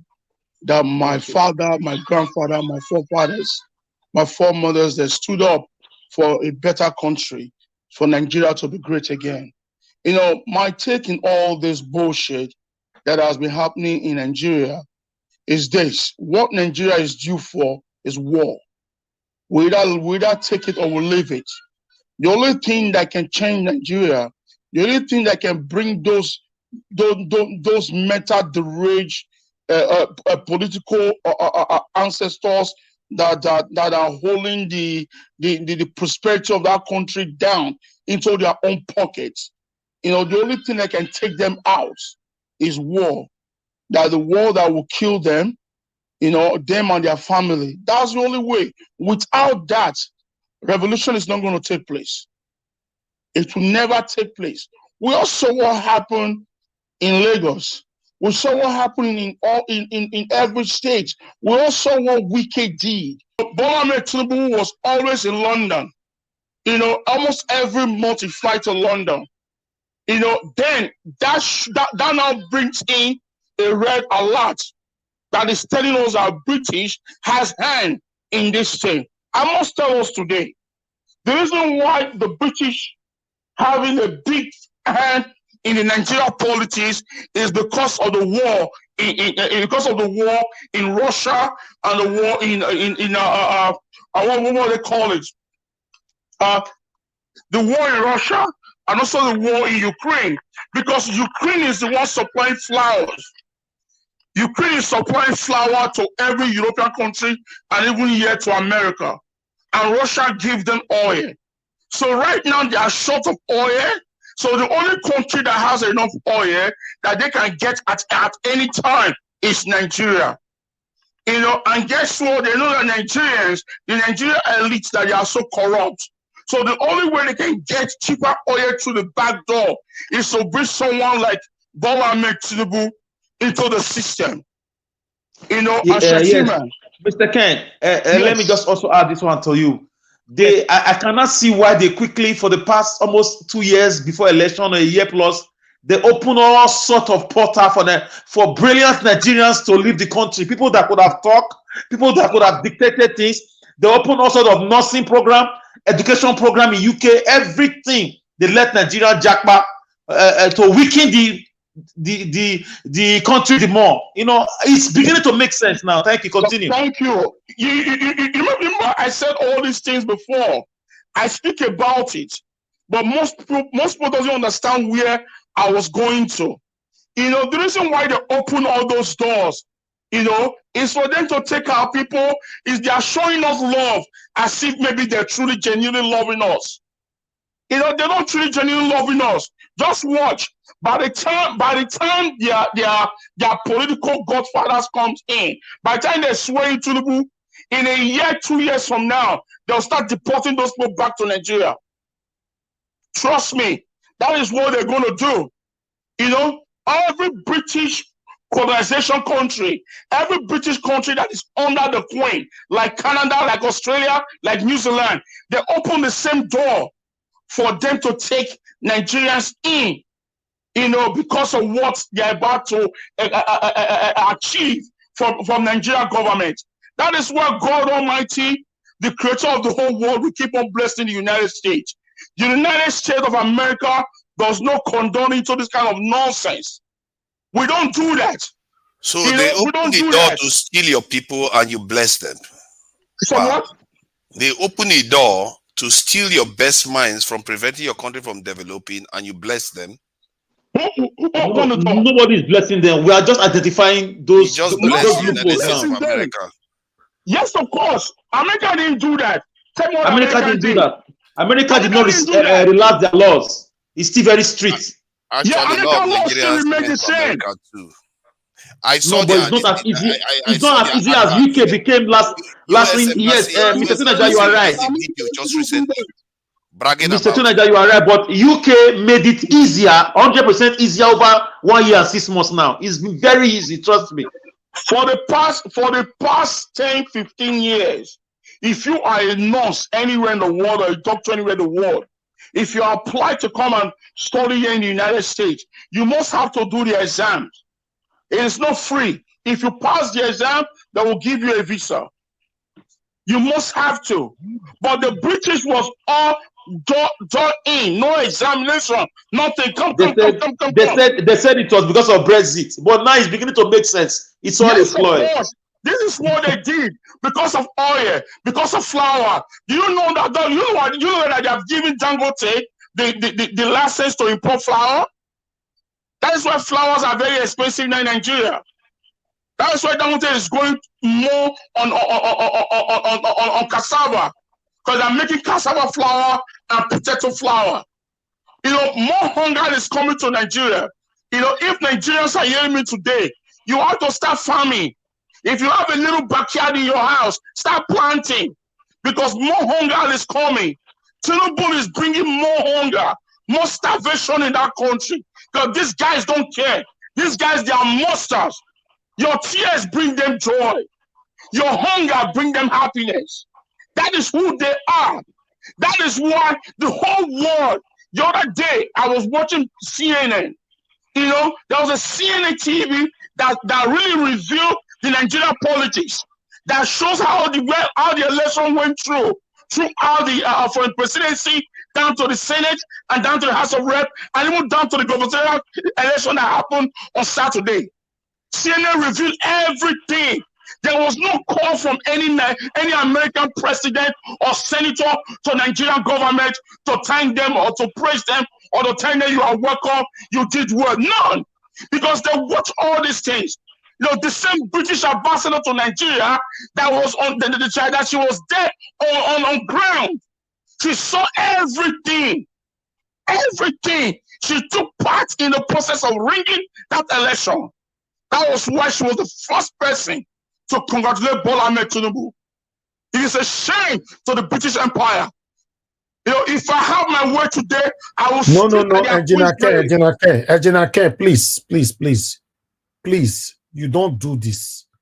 Not every time somebody will be correcting you, Ejina K. Sometimes you use a strong word just now. I'm here, I'm listening. You use a strong word just now, telling people how to do revolution and what to carry. Ejina K, why are you always doing this? You are not new on this platform. There's only revolution that will be sanity. No, Engineer Ken, then say it in your house, not here. Please. Why can't you take correction for once?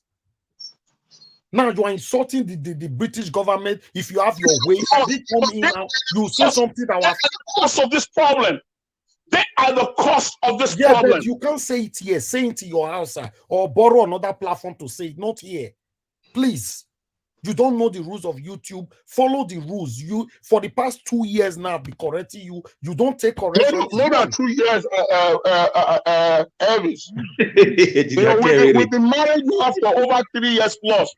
We're going to 4 years now in our marriage. Ejina K, take back those words, sir. Follow the rules, please. I don't like it. It's not funny. Mr. Nigerian, you know your elder brother very well. I'm taking this word back because of you, one, and two, because you are in Britain. Not here. You are in Britain. I said it before. Anybody that is coming to this platform, finish your venting, destroy everything in your house. There. Once you destroy your house, set it ablaze. Then if you come here, come with peace. Please. But they are allowed to criticize the West now when the West does something, because even UK people criticize the UK all the time. As long as they are not saying violent things. two Niger. Criticizing is different from the way. No, there is a word he used that is not good. You know, that's exactly. Now look at the word. What words did I use? Tell me. Yeah. What words did I use? What was my comment or my statement? Nobody will repeat it for you. Go and play it back later. You can't be using those words, please. Okay. Mr. Najawa, whatever I say was I mean, the whole world saw it. Nigerians doesn't want people to come and knock at his door now. The thing is, it's a British man. See, I beg, we should not be using that word by. Okay, we should not be using word carry by make we go do that one. It's not good for platform. It's very bad. I don't talk so. I don't say maybe that's what don't go carry look go do something. I don't say that. Used. No. Go play about me you hear. I not talk so. What did I talk? What did I talk? He say I talk. Say may they go. Yeah, now. May they go fight. That's the only way. Now the only thing when those people feel here from let me tell you. You said they should go for revolution. May they carry OCC. And it's wrong. It's wrong here to tell them to carry OCC. Yeah, that's true. You can't do that. Now, see, Elvis, if you look on the other way, you don't feel blaming. It's in the pain. No, I know. You understand me? I blame you. You can't do it here. You know, it's the pain. I don't say. I know that you're supposed to do it there. Rules you know, I know that. I know it very, very well. I won't lie to you. I know that very, very well. Even was it yesterday or day before yesterday? Someone tries it. You know, and I know it very, very well. I know the rules. But today you cannot blame me. I was emotional about it. You know, it was painful. You know, I wasn't happy about the situation of that country. Understand. You see the word you just used now. I cannot blame you. You were emotional and all that. YouTube don't understand those language. I know that. When they want to punish you, they don't understand those language. Please. They don't know what it means. I know that. They don't. If you use the word sorry, you are dead. They don't know what it means. I just want to see this, man. That is the world that we are living. No, see, Engineer Ken, sometimes you have to recognize that he has responsibility over the channel, and if you especially if he has corrected you over and over again, you have to take that into account, because you could damage other people's chances of coming here to listen and talk. Who's talking? I say ghost. Alex, when I see they talk, it's too Niger. It's too Niger. I the correct person. I'm a very responsible person. You know. I'm very responsible. What are you talking about? I don't say people should go and carry anything. We have a program in Benin that someone that stole bicycle is going to the army barrack to go and watch a thief that stole a car. Hello? So who is next then? So I mean, I'm not done yet. So I was okay, go ahead. I was corrected by the okay, round up in 3 minutes. Okay, thank you. My rounding up is this. If I use any harsh comment that I didn't supposed to use, I'm very, very sorry to YouTube. I'm really sorry, from the tip of my heart. I know the words I used was strong and tough. I didn't mean it in the other way around, because I was touched to see humans, passing through that. Because a lot of videos that we receive and we watch online, it was too dramatic. That if you are a truly human being that live in a civilized world, you will act that way and you will say that way. Where we live is not like that. So we want a betterment for our nation.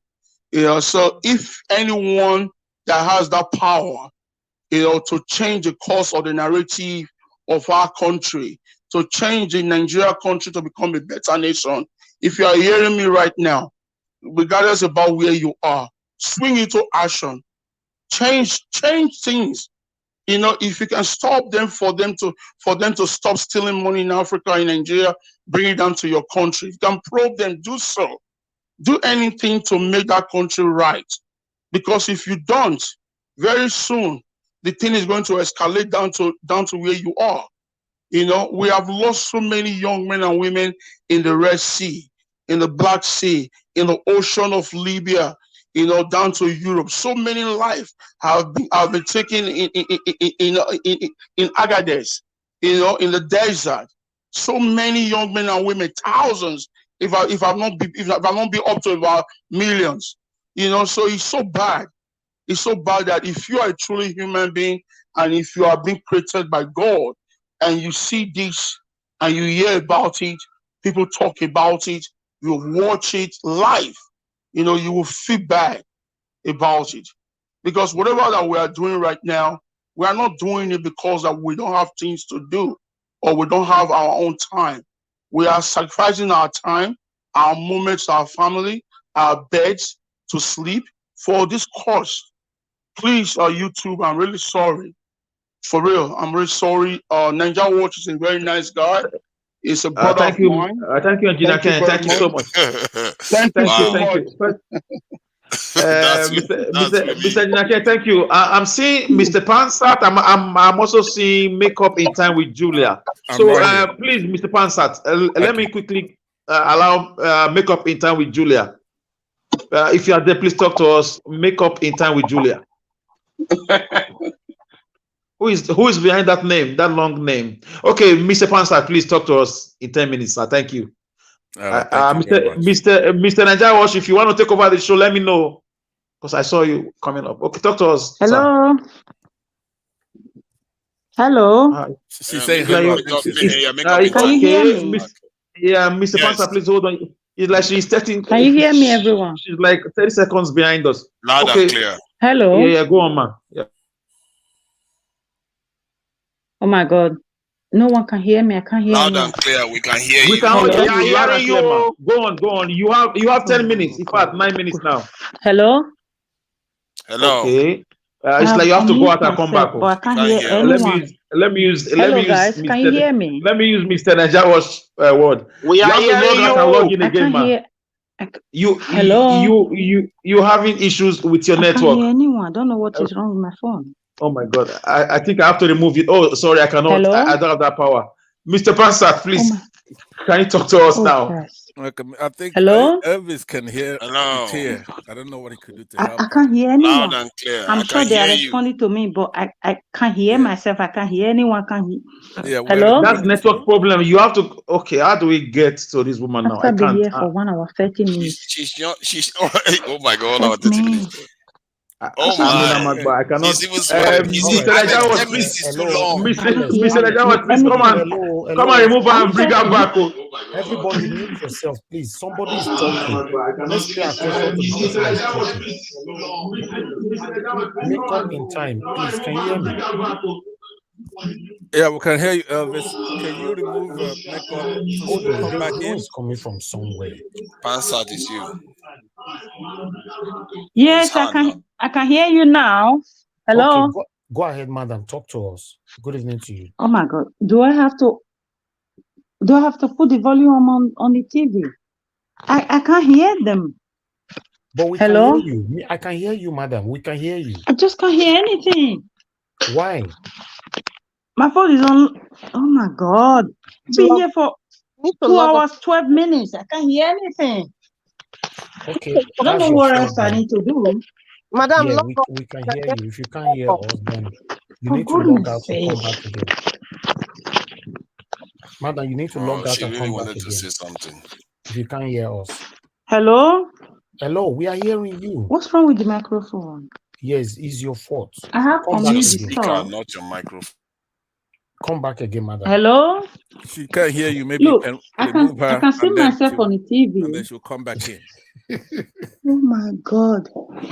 Come back again, madam. Let me take yourself on the TV. She see this tune. Please remove the woman and let her come in again. Right. Are you sure this woman you did not offend Tinubu supporter, as they say? Hi, Cass. Oh my God, man! Everybody's mad about Tinubu. Alex, who is the next person it's talking? my turn. It's my turn. Mr. Pansat, please talk to us for 10 minutes. Thank you, sir. Thank you. That 10 minutes they give this, so I'll let you go do. So you I don't know where he got 10 minutes from. That one. Okay. He's the last person. He's the last person. We are done. Okay. Unless we'll just go around for 1 minute again. No, you forgive Mr. Pastor 1 minute. Mr. Pansat, you have 9 minutes now, sir. 9 minutes and 25 seconds. Engineer Ken, go wake up. Am I not going to speak? You will speak, ma. Oh, sorry. I'll come back to you. Talk to us, sir. Victoria, no come at that. Hey, no go at Wahala unless you don't come at that, Victoria. I'll call her now. Mr. Pansat, please come on. All right, I don't think I'll take the whole 10 minutes because I came on due to where we are in this stage we're in right now.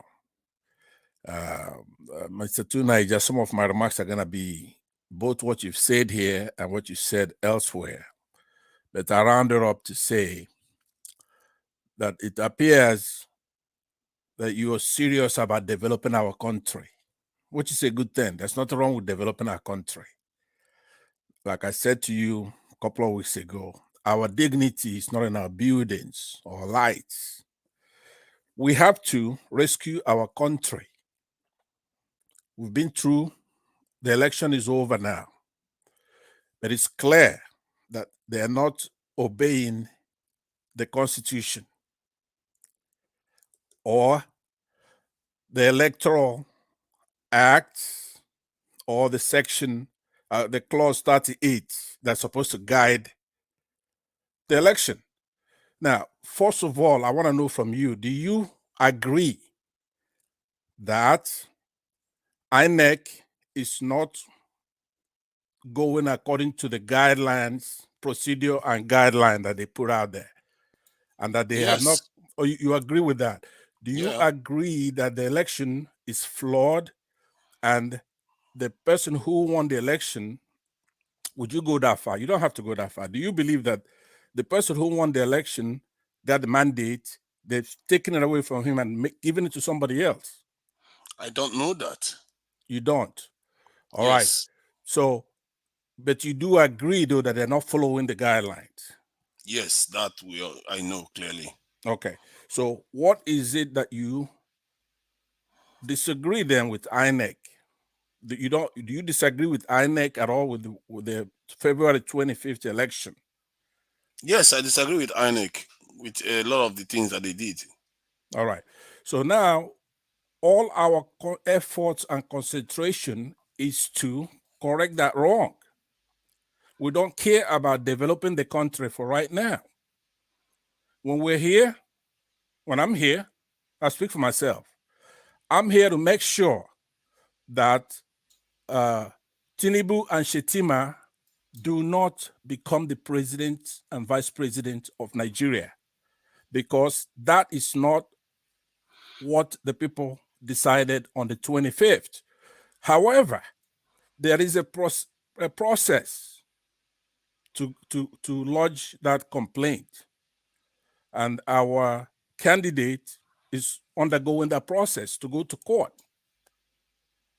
So we can't then come out here and start conceding or trying to form alliances or make friends with those who are stealing our mandate. We can't. Anybody who's coming here to push such a thing, it's a joker. It's a joker. But nobody is pushing alliances. Hold on. There's no question pending. I'll be asking you some questions. I'll be asking you a question. I have about 7 minutes or so left, right? I'm saying that when we assemble here, we are trying to educate each other, encourage each other, as far as reclaiming that mandate. That's what the process we're here now for. Earlier, maybe 6 months ago, 3 months ago, we were talking about voting. So we have to get with the goddamn program. We're here to reclaim our mandate, not to concede. We didn't lose. Now, if you're not aware of what that clause 38, right? I will give it to you in what Latin call ipsissima verba. I'll read it for you exactly what it says. They are supposed to transmit that result from the polling unit electronically. The reason being that, and INEC was all over the place saying they used to rig the elections before, but don't worry, it's not going to happen again, because we're empowering the citizens. In that polling unit, you're going to know the result, and it's going to be uploaded from your polling unit. Therefore, nobody could change the results. It's going to be uploaded right there in almost in real time. So I bought into it, and I made a case on this platform. I said, look, INEC has the right body language. They're going to use the beavers. It's going to be uploaded, and then the polling agents for the parties are going to have a copy of it. Yeah, with that, it's iron tight. They cannot rig the election if they did that. It be co-signed by all the party agents. Now, if you don't do that, it's not like you're rigging the election. You're disrespecting us. It's a provocation. Yeah, but from what you've just said, hold they on. fooled us. Please, hold on. I'm giving you the facts. This is not my opinion. They fooled us. Pardon? They fooled us because okay, no, well, you can't, because it's clear that even party agents can sell out. Alex, Mr. Elvis, please, since you're awake, mute this guy if he's trying to interrupt me. I'm gonna ask you a question when I have a question. Don't agree with me by interrupting me. They cannot fool us. It's not a question of fooling anybody. It's a law. Well, you said that yourself. So yeah, it's not something that doesn't have a cure. It has a cure. I said when I came first on this platform, I said, look, somebody could try to rig the election. That's fine. In many countries, they do all kinds of things to rig the election. But there's something that's unacceptable, which is you didn't rig the election, but you are taking the mandate from us in our koro in our face and say, what can you do? How many battalions do you have? That's what's going on. And that's unacceptable. They're not hiding it. They're not talking. They're not responding. And they're doing it in everything about the country, not just INEC. They do it in every part of our lives, which is a provocation. So the lawyers, they've made the case. In that clause, it says, upon completion of the polling unit voting and results procedures, the presiding officer shall, I, electronically transmit or transfer the result of the polling unit direct to the collation system.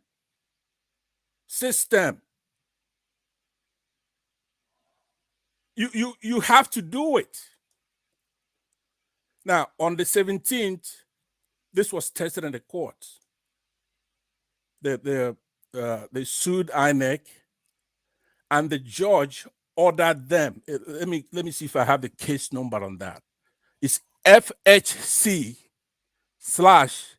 /AB like Baker, J like John, /CS /334 /2023. They filed this case on the 15th, and then it was decided on the 17th of March. Now, this time for this Saturday's election, and a writ of mandamus was issued telling INEC to comply with that 37 and 38 of that guideline. The judge, Mr. Iguatu, ordered them to comply with that. Now, we're in a country where, okay, judge ordered them. They don't have to obey the law. So I know that the time is limited here, but the main thing I want you to understand too, Nigeria, and people who think like you, just because we are very, very slow, or just like many nations are very slow to anger, you could be provocation upon provocation. Nobody really is going to do anything. We just hope that we do the right thing at some point. But this is too much. There is no way we're going to sit there and have them take and put Tinubu there as the president. It's impossible. I want people who are obedient, those who are in Nigeria, and those who are on this platform. It's not just us. So your issue is hold on. The process or the result? Mr. Tunaja, hold on. Mr. Pastor, please. Other people were able to interject with other people now. Why is it any different? Yes, you let him just round up. He has 1 minute left. Yeah. So you can come in. What I'm trying to tell Nigerians right now, those who are listening to me, my approach might be harsh here. I will try to control it. There are a lot of us. You have a lot of people. There are a lot of us in diaspora. We're not going to let it happen. Now, we have to go to the courts while we're planning. This is not a protesting. Now, there are those who are making the argument to go and protest. Yeah, there are many things some people should be protesting in Nigeria. Even Buhari himself should be protested upon what he's doing and what he's not doing. There are many provocations in Nigeria to protest. But on this one, we have to go to the end of the process. But I want to give you the good news the way I see it. We're winning. Don't worry, because this is not like trying to make you feel good. We have a Katrina Lang, who is the High Commissioner to Nigeria, who's gung-ho about the election. She loves it. She's congratulating Tinubu, but she's been removed. We have just to support that, sir. Breaking news, I'm getting that the UK has shut down visa application process in Lagos for security concerns. They've shut down everything about visa, in Lagos right now. That's good for us, all right? Yeah, continue, sir. Mr. Pastor, please round up. Where it comes down to that is good for us because they did their deed already. So that's it. They did their deed already. I think they are coming down on that woman for what she did. I mean, I'm not sure. It's all game plan. It's a game plan. Okay. So they are wrecking our country, and you are just. Let me just land. Let me land, because the only thing that really counts is what the Biden administration does in this case. Sure. Because they have always in the past synchronized their activity with the British, whereby Britain says it's a good congratulations, and they will do the same. They haven't done it in this case. So now we have to galvanize, because we have the country, people inside Nigeria cannot save this situation. It has to be done from outside. Let's face it. This is where it has to come from. We have to do everything possible to get this administration to be bold and to act. There are a lot of Nigerians here in the United States. This is a very clear case. This is very, very clear. Now, because this is not my platform, and I understand the sensibility of discussing the groups. Thank you, Mr. Papa. Thank you so much. All right. But I hope you come back to me again, because I still have a few things that I want to say that's important. Thank you. Of course, I'll come back to you, sir. All right. Thank you very much. I think Tuna had a question for me. What is it, Tuna? Yes. I will come back to him. Somebody has been waiting. Madam Victoria Ade, please talk to us. Okay, before Madam Victoria, let me quickly acknowledge Jade Singleton. Thank you very much. I really do appreciate you. Thanks for coming through to this channel. Here we are fighting how we can have a better Nigeria from this satanic government in Nigeria. Yes, I'm so happy that you choose to come here today. Thank you very much, and we'll be looking forward to have you on the panel one of these days. Thank you very much. God bless you. And I'll come to you, Alex. The information that you passed earlier on, you should know the rules of this platform, Alex. You don't just pass information like that without not talking about the source. In case of next time, I beg, please. Don't just say there's a breaking news. We don't work with breaking news. You must put the source as well, so that people will know where we get it from. Because if you got it from a blogger and maybe it's not real, because a lot it's Vanguard. Vanguard, March 17th. 6 p.m. March 17th. Yeah, but next time you just attach the source to it. Thank you. Okay. Right. My sincere apology on that. It was extempo and impromptu. All right then, Madam Victoria, talk to us, Madam. Victoria, please. And it's not even breaking news. 17th of March. Oh my God. What you have done to us is unfair. Everybody's going gaga. Anyway, I've just been listening to everybody. Me, I'm trying to recover because I'm still in a state of shock. So I'm not really feeling well. But anyway. Man, you took a lot of water. I think that will help. I've been drinking a lot of water. Thank you. I don't know. I think our hope now is on the Supreme Court, which I strongly believe also that Tinubu bought over. Like I was saying, I don't know if there is a way or we're going to be able to write petitions.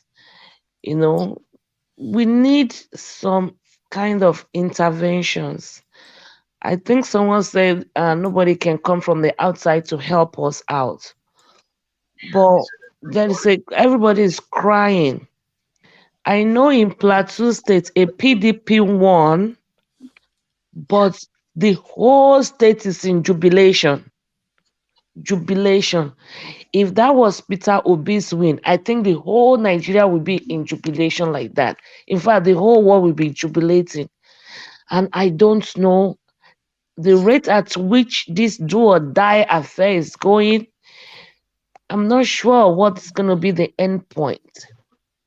So what we're going to do is, if we have an external body that can come and help intervene in this matter, in the Lagos election, I know Gbadebo said he's going to fight it, but fight with who? They, from top to bottom, they control everything. So I don't understand. And our principal, Your Excellency, I don't know. He said he has connections, he knows people. I have faith in him. When he speaks, it gives me reassurance. But sometimes I'm a little bit skeptical, because these people are dangerous. They are criminals. And if you don't have a criminal intent, if you don't have a criminal mind, Yoruba will say, Oleto. It takes a criminal to trail a criminal, right?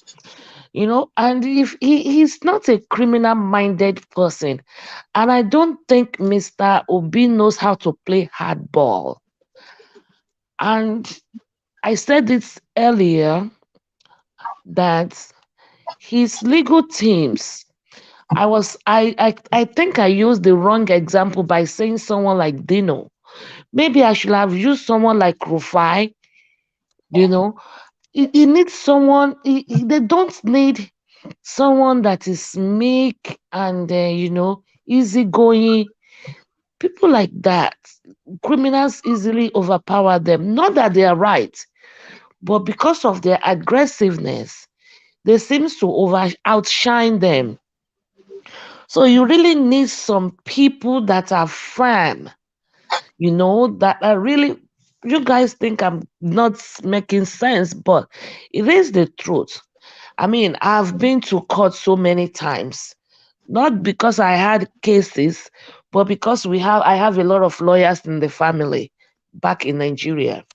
So I have actually witnessed a lot of proceedings. So, but we just have to to me, it's two things. Either we have a higher power in terms of authorities and governments and establishment. Thank God for Biden.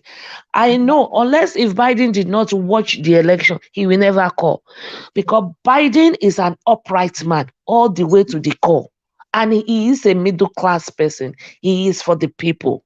So he will never call Tinubu. Never call Tinubu. That I know. Because Biden will ride the train. He takes the train. When he's leaving White House to his hometown, he takes the train. because he believes he has to experience what his people are experiencing. And he's been there, done that. He's been through divorce. He's been through accidents. He's lost people. He's been through poverty. So he knows it all. He will never cut Tinubu. I know that for a fact. Now, but the thing is, we need a higher body to intervene, because Supreme Court is bought by Tinubu. Now, we learned now that it was Tinubu that hired Mahmoud. What do we expect? You know, who is Gbadebo going to complain to? Who Gbadebo put people there to watch the vote? They were there watching people carry the box, the voters' box, everything disappear. We are helpless. They are helpless. We learned that Sanwo-Olu released criminals on one condition, to do that job for him. You know, a day or two before the election. So it's beyond any individual in that country. Mr. Obi said he knows people in the right places. Maybe it is time to seek, you know, some external intervention. That's number one. Or, like I kept saying it, I've been saying this, it's not my choice, but it's just an alternative. Like we read in the Bible, let my people go. If we are not going to honor them, respect them, and, you know, and entertain them if you are not welcome somewhere, then you take your leave. You cannot tell me I'm not welcome in your place and you would not still let me go. I mean, to me, you know, it's unfair. I'm about fairness. I don't care who really is the president of Nigeria. If Tinubu got it through an excellence due procedure, hey, to your 10th, oh Israel. But I just don't like cheating. And with the truth, anywhere, any side the truth falls on, that side I will be, regardless of who is involved. So that is my take here. I don't believe we have what it takes in Nigeria to solve this situation without United Nations or someone else coming to intervene in this. Or maybe United States taking a sanction, like somebody just said that United Kingdom already stopped visa entry to the UK. Some things like that. But because of Nigeria oil, a lot of places cannot really truly cut off. So it's very, very dicey. And if that plan A cannot work, the next thing is, let there be APC country and the rest of the country. Or let people go. I think we should just start advocating for that. In the absence of solutions to the present predicaments, we should just advocate that people go. I think that's what I have to say. I know it's very tough. You know, I invested a lot in Nigeria. I really want Nigeria to work. But my investment does not worth my life. Because if I have my life, I can make more. I can do more. I can invest in other things. And I don't want people to die.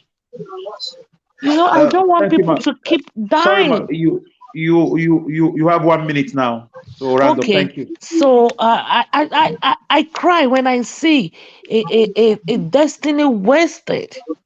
I don't want people to fight for freedom, revolution. Yes, revolution.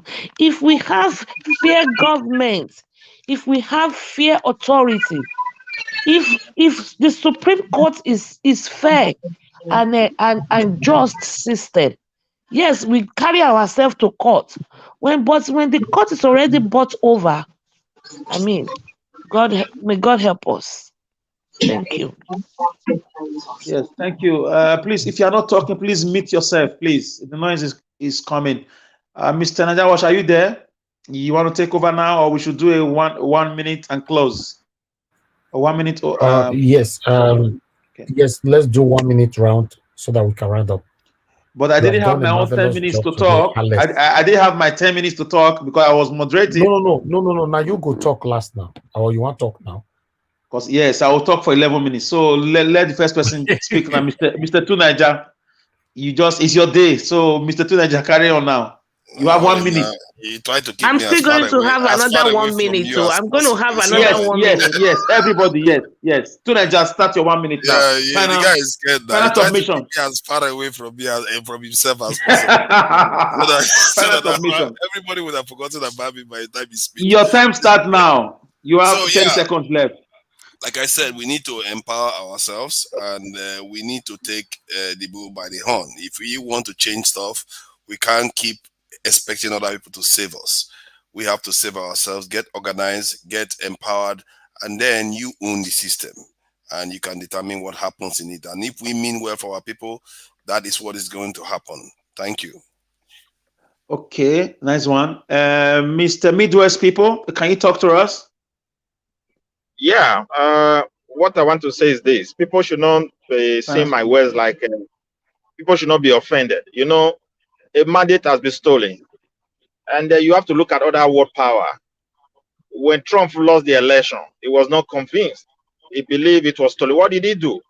He have to stay aside as an opposition. Peter Obi can do that, but at the same time, the legal approach, we don't have trust over the judiciary system, as that woman has just said. And I also said revolution is not possible. We are not united enough because tribalism is so rooted and deep in our blood. And again, if we say we want to separate, where are we separating to which nation? These are questions we need to ask. Those who have divided us to all these so-called states on our behalf have done a terrible harm to us. All I want to say, if the court give it to Tinubu, we cannot also just relent because we were not part of him, that we will not go there and also tell him, look, my dear, we're with you, but don't be ignorant. Thank you. Thank you, Mr. Midwest. So you're having issues with your network. Your own people are coming to suffer if you... Okay, it's like Peter Obi's power is fighting your network. Anyways, let's move to Mr. Majid. Mr. Majid, are you there?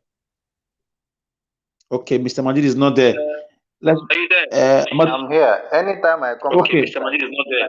Listen, okay, 1 minute, please. Okay. Yeah. Can you hear me? Okay. Okay, 1 minute, please. Okay.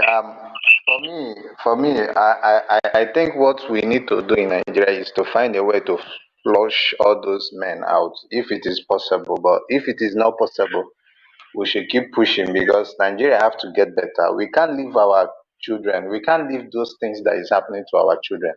Now, if you have an Igbo mother in Yoruba land, you're not a full-time Yoruba. So when you see where this thing is getting to, it's not now. What they are doing now is not now. It's going to have bad effect on our children, not even we, because already we are suffering it. So if this thing continue like this, there won't be Nigeria. The reason why there is Nigeria is because some people are just,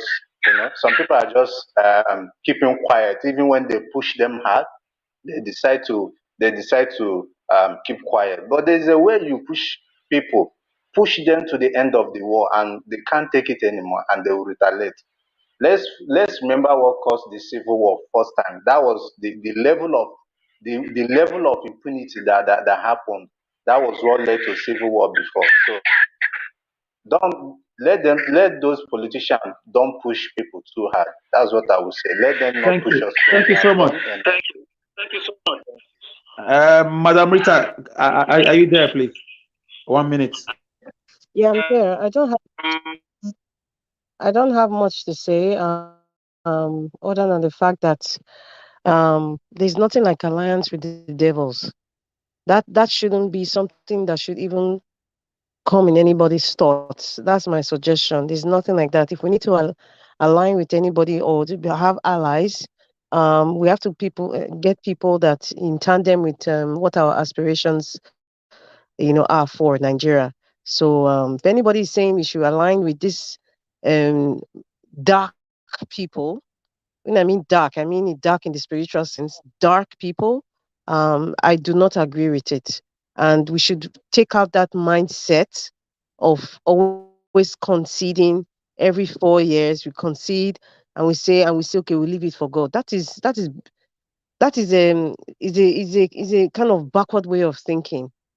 So whatever it is that we need to do, I think we just need to get ourselves together, make a plan B and a plan C on how to get these people out. But I still have hope that Peter the Rock will be declared the winner. I don't know. There's just something that's just going on now. And I think God is just letting all of us, open our eyes and see that what you see is not what is really going on. So let's stay positive. Thank you. Let us not relent or feel Thank down you, Madam because Rita. of what's going on now. Be positive. Thank you. Yeah, thank you. Agina, can you please talk to us? 1 minute. Yeah, thank you, Mr. Alex. You've done very well today. My submission will be this. Nigerians, I didn't ask anyone to pick up a weapon and start killing. Please don't do that. Because these people are very far to reach. But we have a weapon. Our weapon is our mouth. We have to keep on speaking. We'll keep on talking about it. And if Nigeria people can go into 2 days fasting and pray that God Almighty should touch the heart of those judges, that when they are sleeping, they should be dreaming, seeing Nigerian people chasing them in a dream, so that they should speak well and they should honor the truth. They should not be cajoled with the money from APC government. Because the other day I heard that Atiku have just back out. For Atiku to back out, he's been paid. I strongly believe on my own that he was settled by Tinubu government.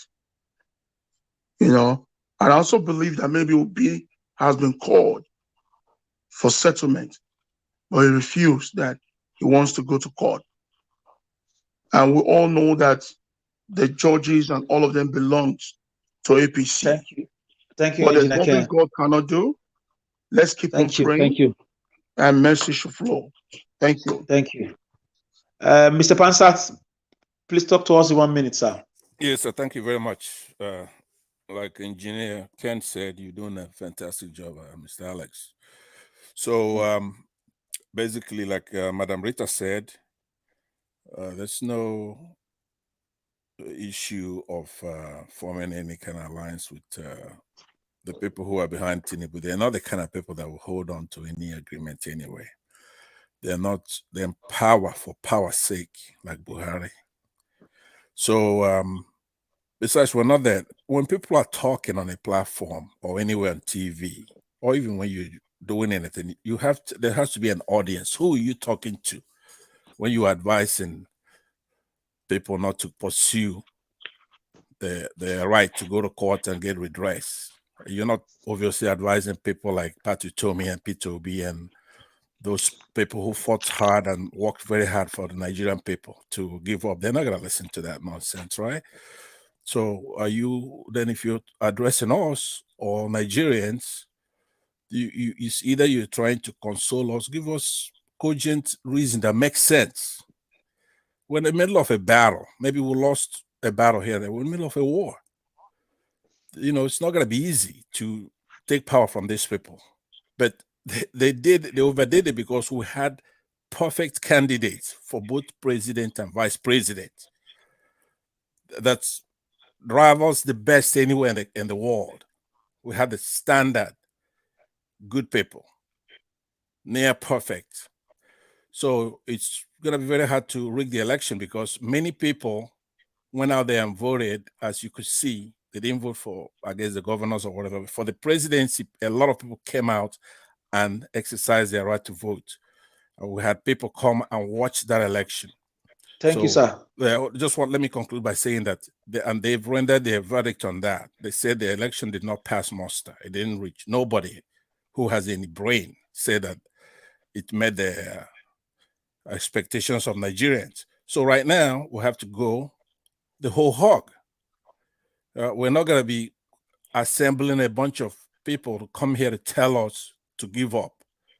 Whereas we're very, very far away from it. This thing just started, and we're going to reclaim that mandate from the courts. I believe that the courts will do the right thing. Thank you very much. Thank you. Thank you so much. Victoria Ade, please, can you talk to us in 1 minute? I can. I have a question. You know, here in the States, we are all licensed to carry weapon. Why such thing is not existing in Nigeria? Can anybody please explain to me? I can. From my little I know. Yes, they give license to carry a double barrel. Yes, for those who are doing hunting business. Yeah, but the short answer is that they want hunting business. They if you have a house residence, violence. That's it. You can carry. That's the short answer. They give you license for double barrel. That's why they don't even want state police, because okay, why are they allowing Fulani to carry AK-47 and they don't allow that? I think, can I come in? You see, let me tell you guys. Because you see, the reason I ask is because if everybody have the license to carry, like we do, and like I do, I think all this violence in the streets will be minimized because everybody have something on themselves. Sure. So, I mean, there's a lot of advancement that needs to come to that country. There's too much power to a set of people. It's too much power. That is why here in the States, people don't. Things do happen, you know, all over the world, but it's not as crazy because you don't even know if your neighbor also is carrying something. So everybody behave themselves. Yeah, thank you very much, man. Thank you so much. We have 3 people just joining us. I will give all of you 1 minute. Let me start from Mr. Alex. Let's say something real quick, please. Yes, I'll come back to you. I'll come back to you, sir. Give us our mandate. Please talk to us in 1 minute, please. If you are there. Give us our mandate. Thank you very much. Good evening, everyone. So surprised to see that everyone is still here tonight. I mean, this matter is so serious. And so it's serious to the point that we can still be hope for those in Nigeria and then those in the US till around after 9. And so that's the reason why we should not form any alliance with anybody, but rather go all out and get back these mandates. Light and darkness cannot coexist. Do you realize that Sanwo-Olu just increased civil servants' pay by 20% is on punch today? So he did that probably to cool the temper of people. At least what you guys are fighting for, I'm giving you. So if they know all of this before now, why don't do it? This is just medicine after death.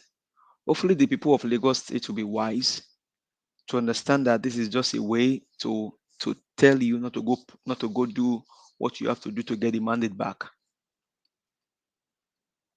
It's giving 20% increment in salary when they are taking trillions and to their families. When Alpha Beta is owned by somebody, Lekki Tollgate is owned by an individual, and they're just giving you many increments on salary. Lagosians, don't be fooled. Nigerians, don't be fooled. It's just exposing what they have in plan now. And this may be a tactic to probably dissuade the people from coming out to fight for their mandate. These guys are criminals. They have all of this in plan before now. This is a criminal activity. And that's why Gbadebo should not call him, should not concede. International body is watching. They knew all that happened in Lagos State on Saturday. And so this election is a sham, must be cancelled. Thank you very much, sir. Cancelled and be done again. Thank you. Thank you. Thank you. Let me go to One Love. One Love, please talk to us for 1 minute. Thank you guys for your contribution for the progress of Nigeria. Thank you for all you do. I've been watching you guys. I just wanted to say that I pretty much concur with what Midwest and Victoria Ade said. I think we can be united and cause a revolution to get what we want. But the issue is some of us are not fully united because of the tribe. When you look at what happened in Hensas, it was possible because it affected everybody, Yoruba, Igbo, Edo, Hausa, because the police was brutalizing everybody. That's the reason why NSAS had so much unity and they were able to do what they did. But now, Buhari is not our problem. Sanwo-Olu is not our problem. All the governors are not our problem. Do you know what our problem is? Guys like you and me who are on the street that are being used by politicians that are carrying weapons to terrorize people at the polling units because they gave them some money, some cent or some dollars. You know, guys who are just walking on the street, who are backstabbing the common people because they got some money. Those are the real problems that we have. Because if they don't use these guys, they are not going to be able to deal with us. They are not going to be able to fulfill what they are doing. So I think if we can be united, that's the only way we can fight these politicians. But I see it appears it's going to be difficult because you have people out there on the street that are actually fighting against us. But they forgot that we're actually fighting for their own future. I just hope they realize it so we can come together. Thank you. Yeah, thank you so much. Thank you. Jordan? Hello, guys. Good evening, everybody. Hey, Jude, long time. Hey. Welcome. Thank you, my brother. Yeah, I want to thank you guys. I've been listening, off and on, and then for all that has been going on since morning on the platform and the wonderful contributions. I thank everybody who has contributed on how to retrieve this mandate. To me, this mandate is something that is that there's just no two ways about it. We just have to retrieve it. Especially, I want to talk especially to those who love Nigeria to still remain as one country. I want you to see this mandate, the need to retrieve this mandate as something that has to be done and as something that is not just about for P2B, okay? Because I have seen in some groups, people saying, oh, they are doing OBF, trying some Yoruba brothers or sisters saying that, oh, they are trying to do Obi a favor by supporting him. This is not about Obi. This is about our country. This is about our future. This is about liberating ourselves from these oppressors who are oppressing us. They have been using tribe for so long to divide us, while they continue to cash out on the enmity they create between us. They continue to enrich themselves and their families. And then we continue to log ahead with each other for nothing, while we leave our common enemies, which are the politicians, which cut across every ethnic divide, be it Igbo, be it Yoruba, be it Hausa, be it Edo, be it Efi, wherever. Those are our enemies. Those politicians from all over Nigeria, they are the enemies of Nigeria. And I want everybody to see it at that, so that we can be able to fight together and retrieve this mandate. Not people like all these paid people like Kulata. One man go to more. I have to mention this.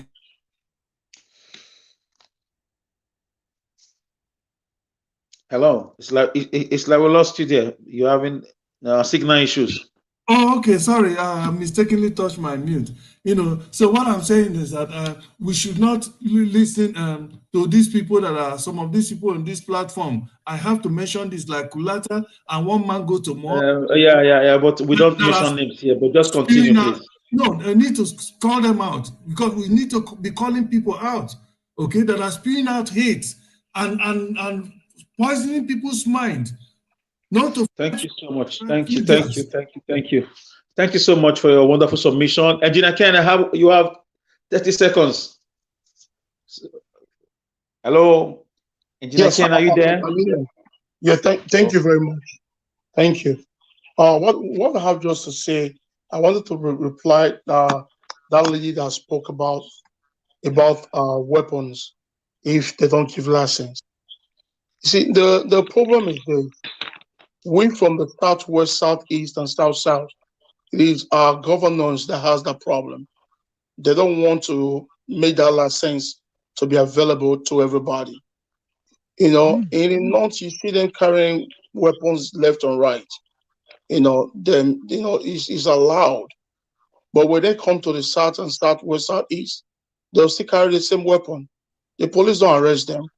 But if the policeman should see you with a knife, a kitchen knife, he will lock you up. But he will see a full animal with an AK-47. It will turn his eyes. It will turn his back to it. You see, these are the problems we have in that country.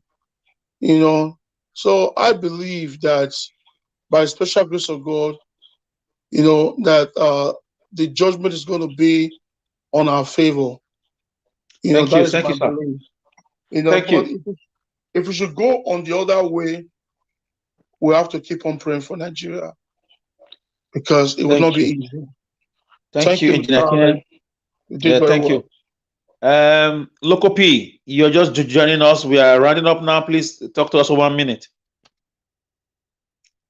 Loco P. Yeah, I can hear you now. How you doing, guys?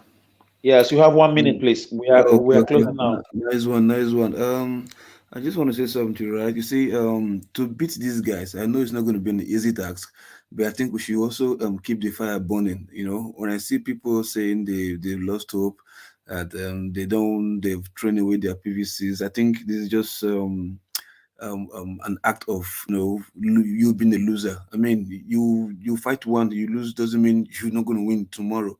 So that's what they want. You are playing into their card. So we should allow you people to use please use a platform, right, and synthesize people, push that fire, that burning spirit that we had, when we voted for Peter Obi. Let's still keep that spirit and use it against these lower government officials, whether in the House of Assembly or governors. Let's show them that we can still do it, because now most of them are happy now that what would I call it? Like we've given up. You can see people playing football on the street the day they were voting. So that doesn't really tell way for the movement. It discourage other people too. So please, you should use a bigger platform. Spread the news that they should keep this fire burning. Nobody should lose hope. Nobody should throw away their PVCs. You understand? We need it to teach people a lesson. You understand? So please, Local P, do you remember who directed you to this platform? Do you remember? Why are you asking, sorry? You remember that I directed you to this platform? Who's speaking right now? Pansat. Oh yeah. Okay, yeah. That's true. It's true. Yeah, correct. I hope you found it. Okay. Yeah, sorry. Go ahead. Sorry for interrupting you. Yeah, you understand. So please, right? You have 20 seconds to round up, sir. Okay, no problem. So please, we should keep this fire, right? Please use your platform, okay? All the platforms, whatever platform that is into this mantra, please use it and garner much strength, and let's teach people a lesson. That is the only way. And one thing too, for this tribal whatever nonsense, you understand, the people that are reacting to it, to me, I think they are the most foolish ones. Somebody will tell you something that doesn't make sense, that you are not from here, and you are reacting. Can't you just sit to them and school the person? Teach them, just school them because they don't know, they're misled. You can teach them, sit them down, teach them, school them, show them the right path. By the time you get angry and you start fighting with them, who are you helping? You cause more chaos. You understand? You school them, teach them, let them go back to their history. You understand? Tell them how these things work. This is politics. It's a chess game. Let's beat them in that chess game, please, right? Thank you. Thank you, guys. We've all, we've all hit the nail. And Alex, can you allow me for 20 or 30 seconds just to say something? Who's talking, please? Give us a mandate. Okay, please do that. 20 seconds, as you said. To someone saying that Buhari or these guys are not a problem, they are the problem, not the people on the streets. They turned those people to touts, they just use poverty against the people, and then so that they can use them. Same thing in the north. So Buhari and all of these wicked leaders are the problem of Nigeria, not the common man. Thank you. Yeah, we've all spoken well. We may not 100% agree with each other. I want to use my time before I call the owner of the platform to come in. Yeah, I want to use my 10 minutes and my 1 minute too. I'll be busy moderating. I didn't have time to talk. Yes. First of all, I want to say there is a fundamental memory problem with most Nigerian people. I notice it. It's my observation, minus me, because I don't fall into that group. We have a very, very short memory, syndrome, disease. I don't know how to put it. It's a disease. We forget so quickly. It baffles me how we forget so quickly. How this government have been ravaging the country with insecurity, orchestrated by themselves for 7 good years. With the last 4 or 5 years, it's been terrible. It's been horrible. How this federal government of APC, Buhari and Osibajo government organized kidnapping. How can you kidnap a whole railway line? A railway line is like a house. It's like a 6 flats or 12 flats. You can't kidnap a whole railway line if the government is not involved, for God's sake. And for 4 months, the victims were in a certain location, not far away from the capital territory, from the highest seat of the land. 6 billion naira were used. People were murdered in cold blood. Families were buying back their loved ones from slavery. These are the work of senators and presidents. Who else can do that, can pull that stunt? You're not in nobody is stupid. What is wrong with Nigerians? You forgot how so soon the bag of rice was 12,000 in 2015. Now it's almost 60,000. ASU strike for 8 months. Our young people just forget. Not all of them, I said most. It's crazy how people forget so soon. That this government have been collaborating with governors, with the Supreme Court to bring in governors that they just like. A governor was number 3 or number 4. He became number 1 through the corrupt Supreme Court, just to further carry on the killings going on. There's an agenda, guys, for me. Something is going on. Something really bad. Like somebody said, they are pregnant with an evil child. We should never allow them to give birth to this child. Somebody is behind the curtain, coming to unleash mayhem that we've never seen.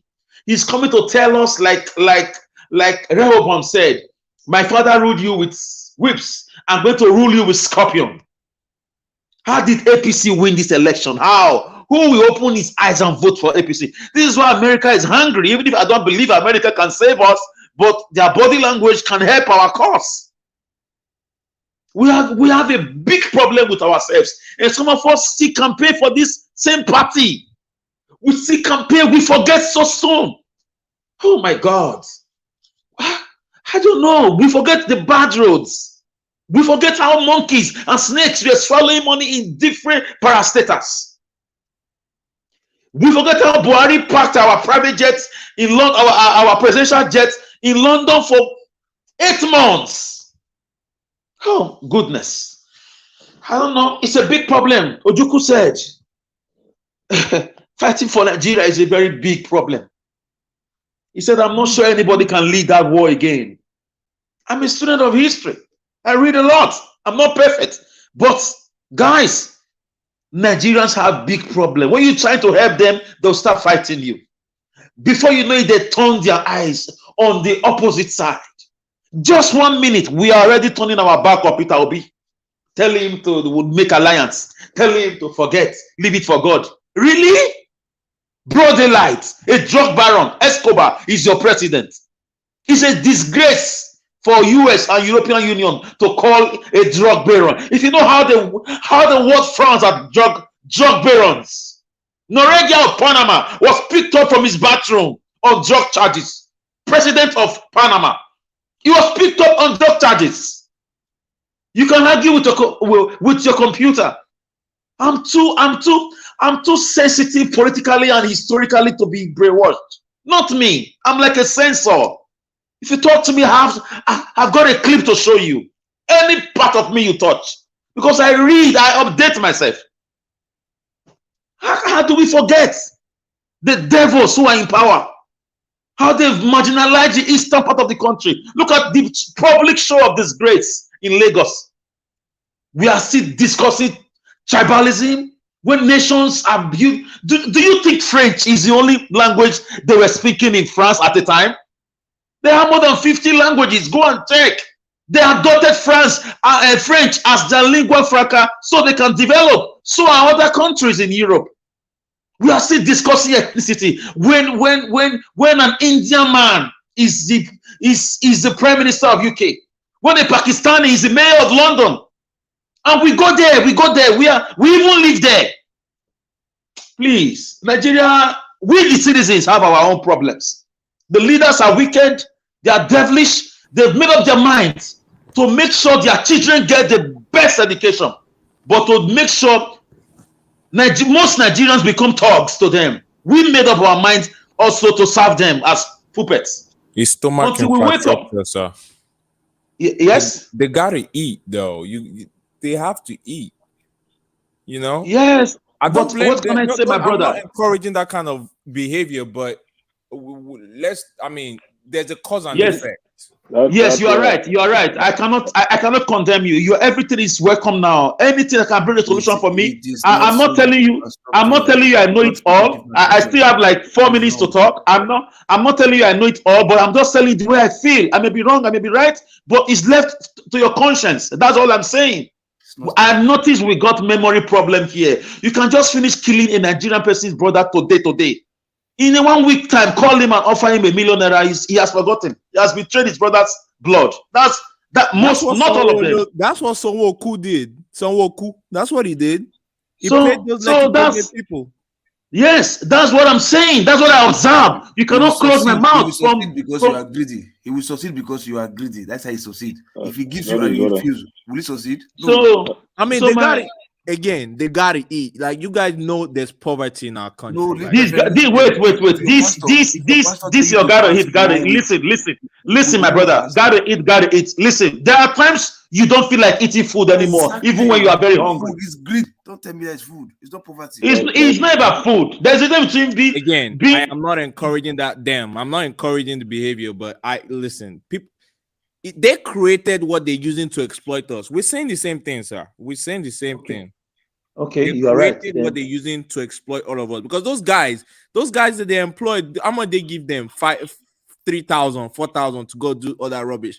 There's some people that the system has failed and left with no options on purpose. But those are the ones we are fighting for. But they fight against us during elections at polling units. What do we do? They should learn. What do we do now? If there was law, do we continue like this on this vicious cycle, political vicious cycle? This economic vicious cycle of my own brother that I'm fighting for every day on Nigeria Watch, on different platform, mainstream media, platforms. On election day, he comes with a cutlass to try to cut me because one lunatic gave him 5,000 naira.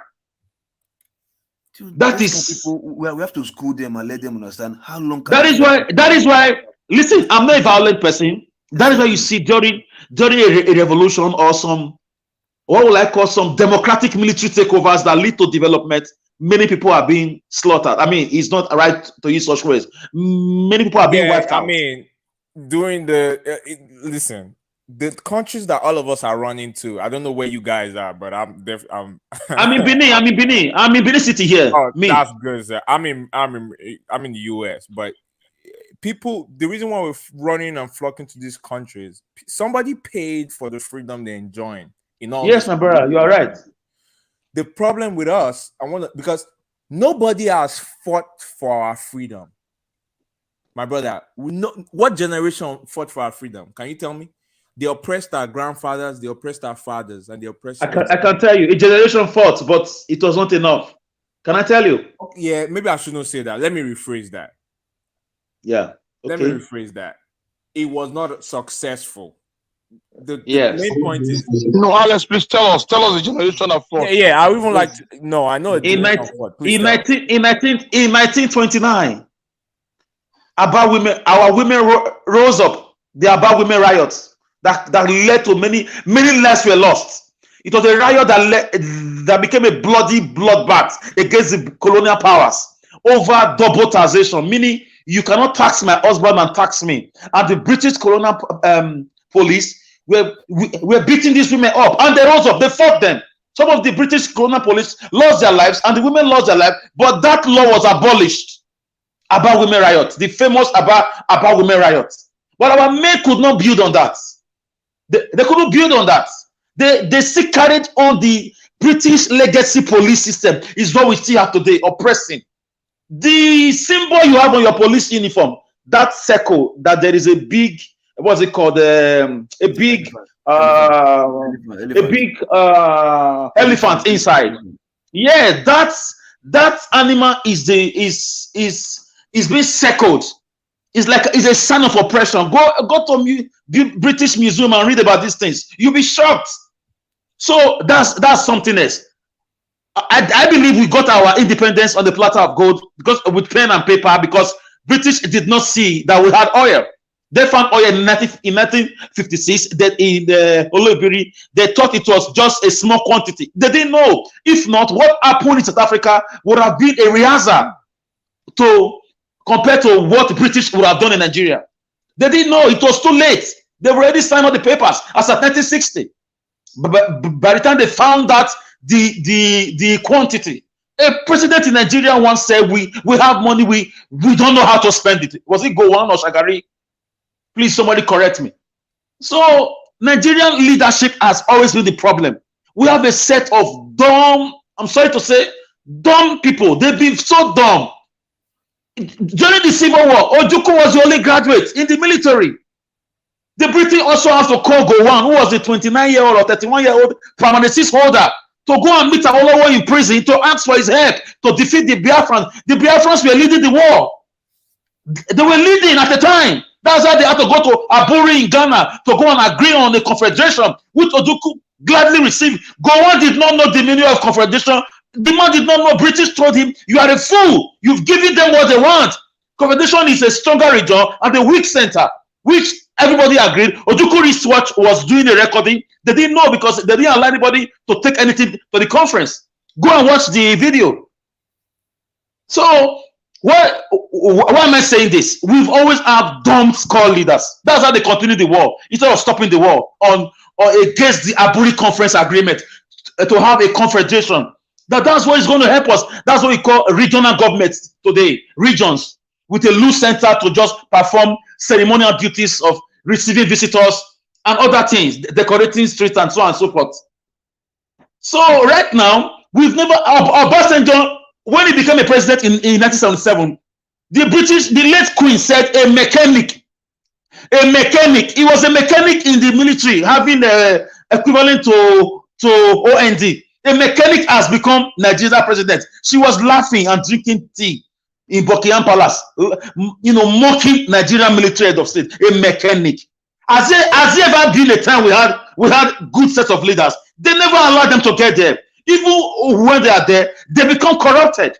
I'm sorry, we are diving into history. This is my own feed. So please, let me round up. I have 1 minute more. Thank you, guys. Okay, please ask me. Thank you. I have a please question ask for me. you. Yes. I mean, do you have to be educated to be a good leader? Okay, because if you look at, okay. You are right. You are right. But can I answer you? Okay. Can I answer you? Yes, go for it. Can I answer you, or you want to continue talking? One love. Hold on. One love. What do you mean education? What do you mean? Because he's talking Can about I a mechanic. can I answer you? About a mechanic. Like if you look at a mechanic is educated. Mechanic is educated. That's what I'm saying. That's what I'm saying. Can I answer you now in my own way, please? Will you allow me? Yeah, go ahead. The world is evolving. All right. Our great kings of old did not require Western education to become great leaders. But the world is changing now. If you look at what Nelson Mandela did, he did it because he was a lawyer convinced of certain things based on books he has read. What made Sankara was because when he was schooling in Madagascar, he saw farmers rose up and they caused a revolution and they took over government. Madagascar is one of the best countries in the world today. Sankara's legacy in Burkina Faso is still being celebrated today. So for me, you need modern, educated, and convinced people with conviction, with the political will, people with passion who want to serve. That's how I see it. If not, South Africa won't be where they are today with the fight of Nelson Mandela, who was a lawyer. The first black man to grace the White House of America was a lawyer, Barack Obama. It's never happened. He fulfilled the dream of Martin Luther King Jr. So you cannot totally rule out education, even if we know that wisdom comes from God. The mechanic that became Nigeria president, where has it led us to? Is he not the one that saw all this seed of rigging and election brutality? Obasanjo's regime had its own achievement, but he taught, these are his boys. He taught all these people you are seeing today how to rig elections. That is why nobody listened to him when he spoke against the way this one was conducted. They asked him to shut up because he sowed all this seed. The seed has germinated and they've become trees. They're even becoming forests. Who told you a tree can't make a forest? Go and ask, those who are rigging these things. They learned it from the master, Obasanjo. Because he was a mechanic. He didn't go to school. Why did he go back to school later? Why did he advocate schooling now? He told George Weah of Liberia when he contested the first elections. He said, go back to school and I will teach you how to win elections. George Weah went back to US and went back to school. He wanted to cause trouble. 5 years later, he came back. Obasanjo said, no, you can go and contest. And he won. So education cannot be totally ruled out. But there are corrupted, educated people too. You need people who are passionate, people with the political will, people who are selfless, people like Ojukwu. Ojukwu was history graduate, the first one that ever graced our military. He was having a passion to rescue his people from what we are suffering today. He saw today 70 years ago. He saw it in the 50s. He saw it. His father died because of Ojukwu's parts to save his people. I can't blame him today. I can't blame Nnamdi Kanu. I can't blame Sunday Igboho. I can't blame Catalonia for trying to leave from Spain. I can't blame Scotland from trying to leave from the UK. I can't. How are you treating them? You don't get married by force. You cannot drag people on their neck by force to follow you. You have to respect their choices. It comes from the point of education. When you don't have educated people in leadership, you have animals in power, like what they are doing, disgracing themselves to the whole world. How do they become professors in Nigeria? You must question the process. You can just give any school money, they make you a professor. So look at what they just did. Buhari is not educated. He said his certificate was burnt during Abacha government. We don't know how they become what they say they are. My government in Edo State, he had a certificate problem. We are seeing the catastrophe we are in Edo State. Oshomole had a certificate problem. He burnt down a whole full ministry of education to prevent investigation. Can somebody who went to school do that? So it varies, my dear brother. We need people with passion, people who want to give their life to save their countries. I hope I'll be able to, give you the. But Alex, I wanted to put something there for you. See, tell me. You were talking about ethnicity before. Let me tell you one thing, my brother. Even before the independence, this problem has been there. Until we address it, we go nowhere. Just have that one in the back of your mind. When people are raised in lawless society, a society where there's no rule of law, no fundamental human rights, the only thing they have in their mind is their ethnic nationality. So you should know that this thing is here and it will remain until Nigeria sat down and address it. Can I answer you on that? Can I answer you on that? Yeah. For me, the root problem for me is the fraudulent amalgamation of 1914. For me, if you know the thousands, we know after they depended. I'm going somewhere. I'm going to land somewhere. You know, yeah. I like lay foundation before I answer your question. Okay. You cannot go and coerce or your empire, defeated them, looted their palace. You came to Benin, you did the same thing. You went to Opobo, you did the same thing. You went to Onitsha, the same thing. Everywhere you were causing, problems everywhere, and you forcefully you now made an alliance, the wicked, devilish alliance with the North, the Kanuri Empire. These books are before me here, my people. The Kanuri Empire, they were even sluggish. You made a deal with them. You promised them to count stones during census to give them numerical advantage, metaphysical numerical. They don't have those numbers. The North are not much. Have you been to North? I went there 3 times. What I saw, I didn't believe it. I saw the handwork of Lord Lugard and Flora Shaw, people who did that fraudulent census numbering that we are still suffering from today. See, Alex, there are points. Listen. Yeah. Listen. Let me round up in 10 seconds. That is the foundation. That's coming together. We are not one. We are different people. But now we found ourselves here like this. I'm not preaching separation, but I'm telling you, you cannot continue to do one thing forever. People will not take it from you. My great-grandfather took it. My grandfather took it. My father took it. I'm not taking it. And my children will do worse. They won't take it. People are coming to embrace government with bombs in their body. They will die together. Our children will do it. If we are doing this, imagine what our children will do. You think they are going to be patient the way we are? No. They will not. No. They won't. They won't. So see the aspect I'm trying to point to you. Okay. Don't let people cajole you to see the Northerners as bad people. Nigerians generally are they are the same problem of our country. You don't let people cajole you to think you are one Nigeria. Don't let people cajole you to that. No, listen. Peter Obi's election. You know I didn't talk like this. Before election, I never spoke like this. But the scales are falling from my eyes. Peter Obi's election and his calculated, rejection, manipulation, and stolen mandates, broad daylight robbery. Show to me right now. We are not one Nigeria. I'm sorry. With respect to everybody, we are not one Nigeria. We have never been one, and we will never be one. That is a different thing. It's not different. That is the problem where we have killings in one part of the country more than other parts. That is why we don't have justice. People go and rape people in farmlands. They are not brought to book. When you arrest them in Benin, a call comes from Kaduna or from Kanu, from the emir's palace or from the presidency and say releasing, and the governor have no choice. This is where the problem is. We cannot keep running away from it. You may think we talk too much, but these are solutions that we are both dissolving here now. Let me add to that here. If I want to tell you something, you cannot solve. You can't solve a problem when the elder saw it when we were going. Let's forget. Okay, your everything we suffer today. When I remember a book I learned that a kind of written by Tuenaro to compare to when this man was pointing to this fact.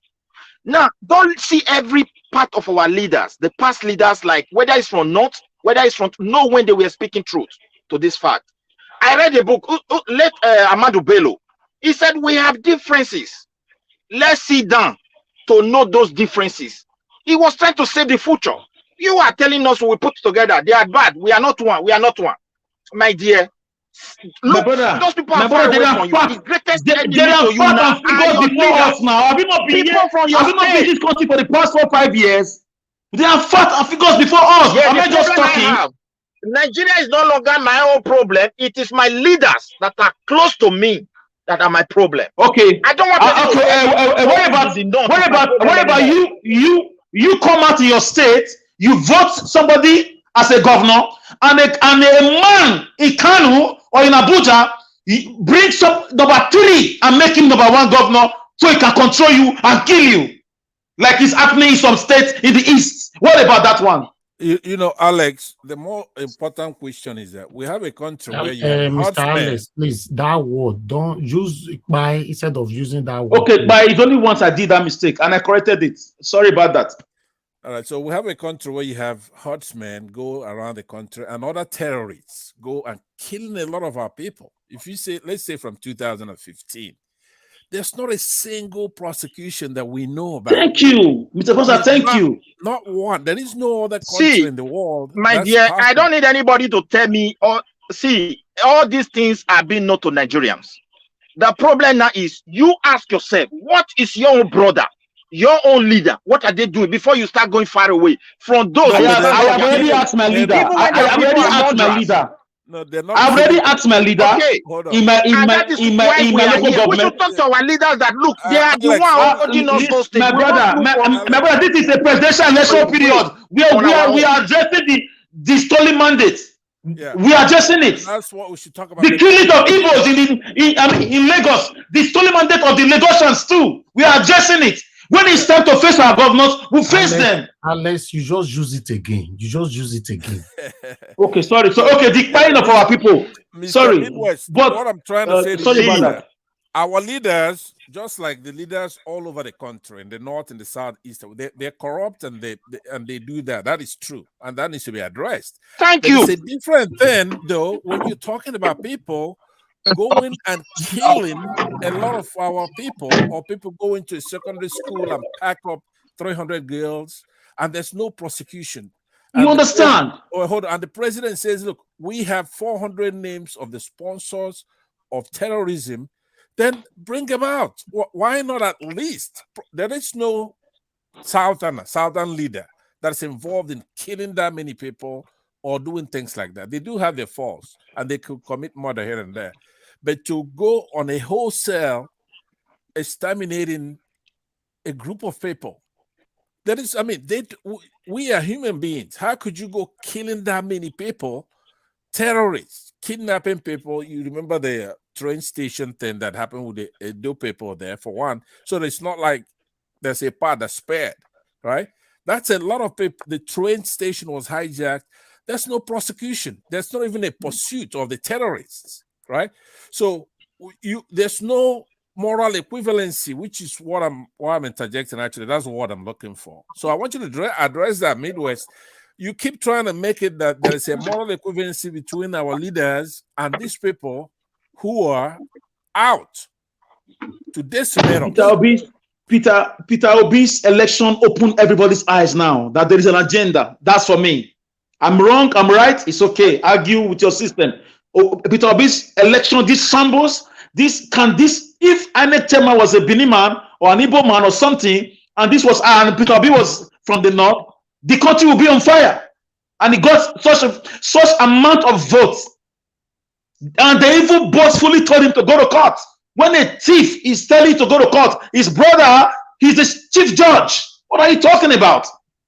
So for me, they've been doing it for past 7 years. I don't have 1 year to give them to come and rape my mother and kill my father. No, I won't wait.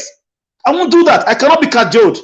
Mr. Nigerians, I'm sorry I've taken your time. I'm sure you want to close the program. Let me just try and sum up my point. My point is this. There is no one Nigeria unless they give Obi his mandate. I think we were having somebody with us. You didn't give the person a chance and the person left. Ah, really? Oh, sorry about that. I thought we've all spoken. And Nigerians, please take over from here. Thank you. Thank you. Yes. We missed out on the person that was here for so long. I thought. Please, so sorry for that person. I'm sorry. If you're hearing me, I'm sorry. Her name was Ogbebo or something like Ogbebo. Ogbebo Joy, right? Yeah, a lady, yeah, Ogbebo Joy. A lady, yes. You know. Maybe she'll come back. I don't know. Anyway, madam, we apologize that we could not call you, but we are here every day, 6 p.m. Nigerian time. This is actually okay, she's back now. Okay, Ogbebo Joy, thank you very much for coming back. Good evening to you. Please talk to us. Where you join us from?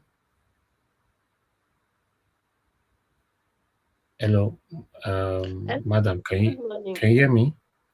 Yeah. Okay, thank you. Please, where are you joining us from? Joining you guys from Russia. Oh, thank you very much. Talk to us. Let's hear from you. Actually, what is really going on in Nigeria, I'm not really happy because we can't suffer extra 4 years again. We suffer 4 years in Buhari's hand. Different type of things happened. Killing, stealing, Boko Haram, kidnappers. Many things it was happening in Buhari time. But this time around, we are not going to take that again. Enough is enough. We need to fight for our rights. We can't let an old man, an illiterate, to rule that Nigeria. It can never be possible. It can't. In this Russia here, actually, when they do a protest, the president of this country, that is Putin, said he's not going to leave his post until he ruled the country to his own satisfaction. And the citizens did not have any right to say yes or no. Are you guys getting what I'm trying to say? But in our own country, of course, in our own country, Nigeria, everything about them, I don't even understand. I don't even understand at all. Especially that INEC. I don't know what is wrong with that man. Either is it selling our country? So is it taking is it buying our country with money? That is what I don't understand. Because if Tinubu entered that post, a lot of things is going to be happen. In fact, it's going to be increased. Right now, one of my friends just called me yesterday. She was telling me that she's even tired of Nigeria. She teared her passport. Is there anything concerning Nigeria is not any of her business? And I told her that I know that is our country. We can't stay another man's land forever. Not like father's land. We need to put hands together and fight for our country. Yes. Home is home. We can't just because we are outside country be looking all these old people to rule us. It can't be possible. It can't be possible. Thank you. Because Thank you. I watch a lot of things. What is going on in Lagos? It's not about tribe. I'm not Igbo. I'm a Bini girl. I'm partner Bini, partner Yoruba. But I'm not supporting Tinubu to become the president. I'm not supporting Tinubu to become a president. Because a lot of things is going to be happen. If Tinubu can be the president of Nigeria, Boko Haram will increase, kidnapper will increase, stealing will be increased, different sort of things will be increasing. Some people that is even outside country, they are scared to come back to their own country because of what is going on.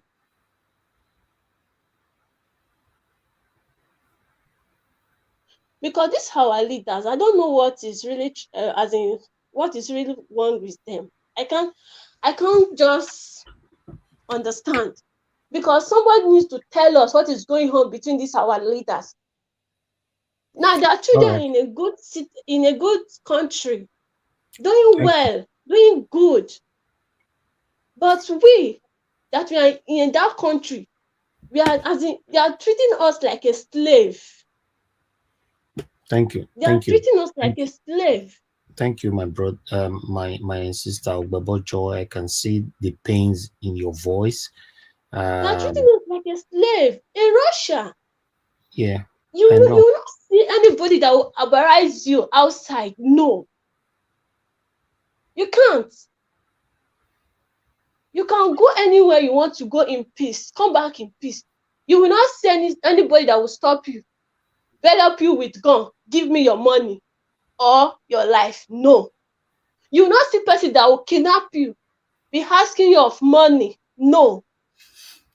It's another man's land. They are treating us like egg. But in our own country, they are treating us like a slave. Why? Why? Our leaders need to change. They need to change. Because what they are doing is not good. It's not fair. I'm so disappointed in all these people that is collecting money, collecting bribe, that is not reached anything. We need to round up now. Thank you so much, Joy Ogbebo, for joining us. We are here every day, 6 p.m. Nigeria time. So try to make time out to join us so that you can have enough time to express your pain, your concern about the situation that we all are currently facing or that we have been facing in Nigeria. Okay. We are here every day, 7 days a week, 6 p.m. Nigerian time. Okay. No problem. Thank you very much. I really appreciate it. We appreciate you even more for coming around to express, to pour out your concern. Everybody needs to talk on this. We need to change the narrative. Thank you. Yeah. Thank you. Thank you. All right. I want to use this opportunity to appreciate every one of you, that joined us today. And I want to thank Alex. Thank you very much, my brother. Whenever that we need to have a second broadcast after the main broadcast like this, if somebody volunteer that they will take over the screen, like Alex just did perfectly today, of course I'll create another one. My brother Alex, I really appreciate this. I like the part where you already baptized me today now. Yes. Hey, you don't catch me today. You don't catch me unaware. I couldn't say no.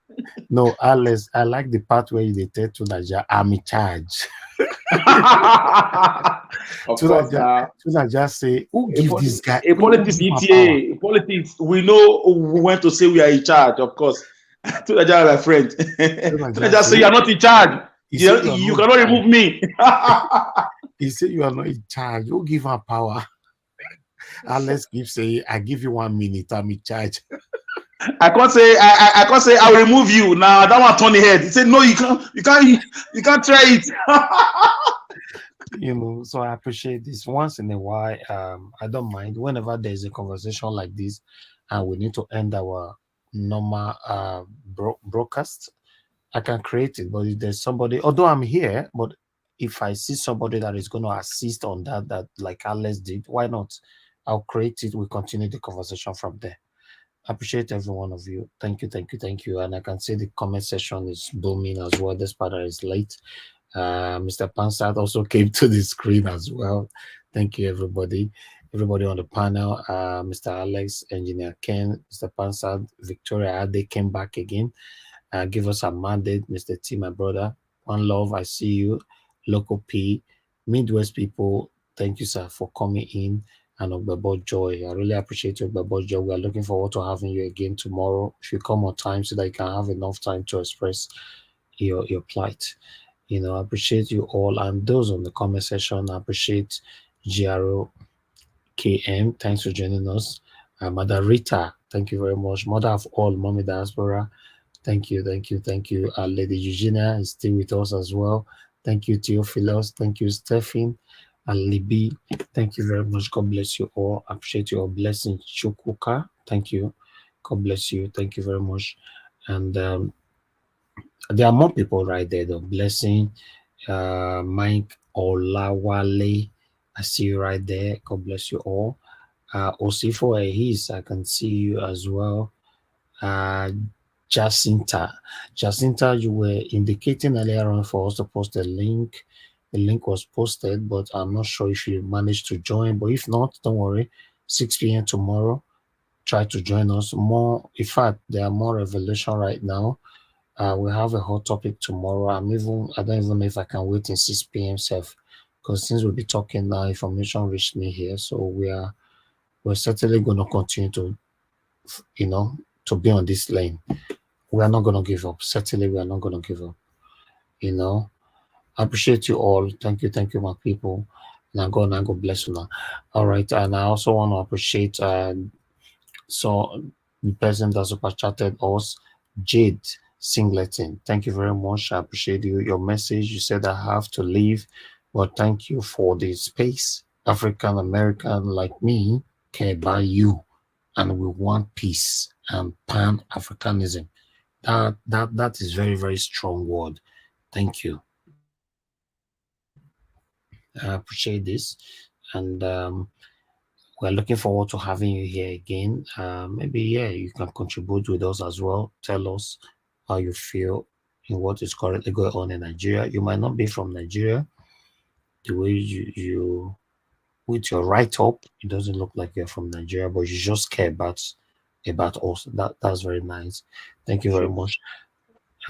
Yes, I appreciate you all, my people. Thank you. Now here now go draw the curtain. Deborah Oholaja, I see you right there. Thank you very much. I appreciate you all. Okay. Yes, I'll see you guys in the tomorrow by 6 p.m. Endeavor to join us. Let me say good night now, my people. I appreciate you all. It's quite late here in the UK. Now let the Mandarita nice to enjoy the time right now. And at 3 a.m. here, while in Europe, I guess it's 4 a.m. Wow. This is good. Mr. Alex, my brother, I really do appreciate you. God bless you. All right, my people.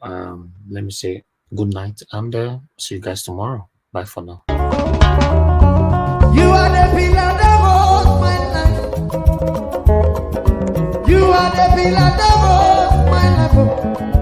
Master Jesus, you are the pillar that holds my life. Lily of the valley, you are the pillar that holds my life. You are the pillar that holds my life. You are the pillar that holds my life. Lion of the night, you are the pillar. Chicken, you are the pillar. Daddy, you are the pillar that holds my life. Lion of Judea, you are the pillar that holds my life. You are the pillar that holds.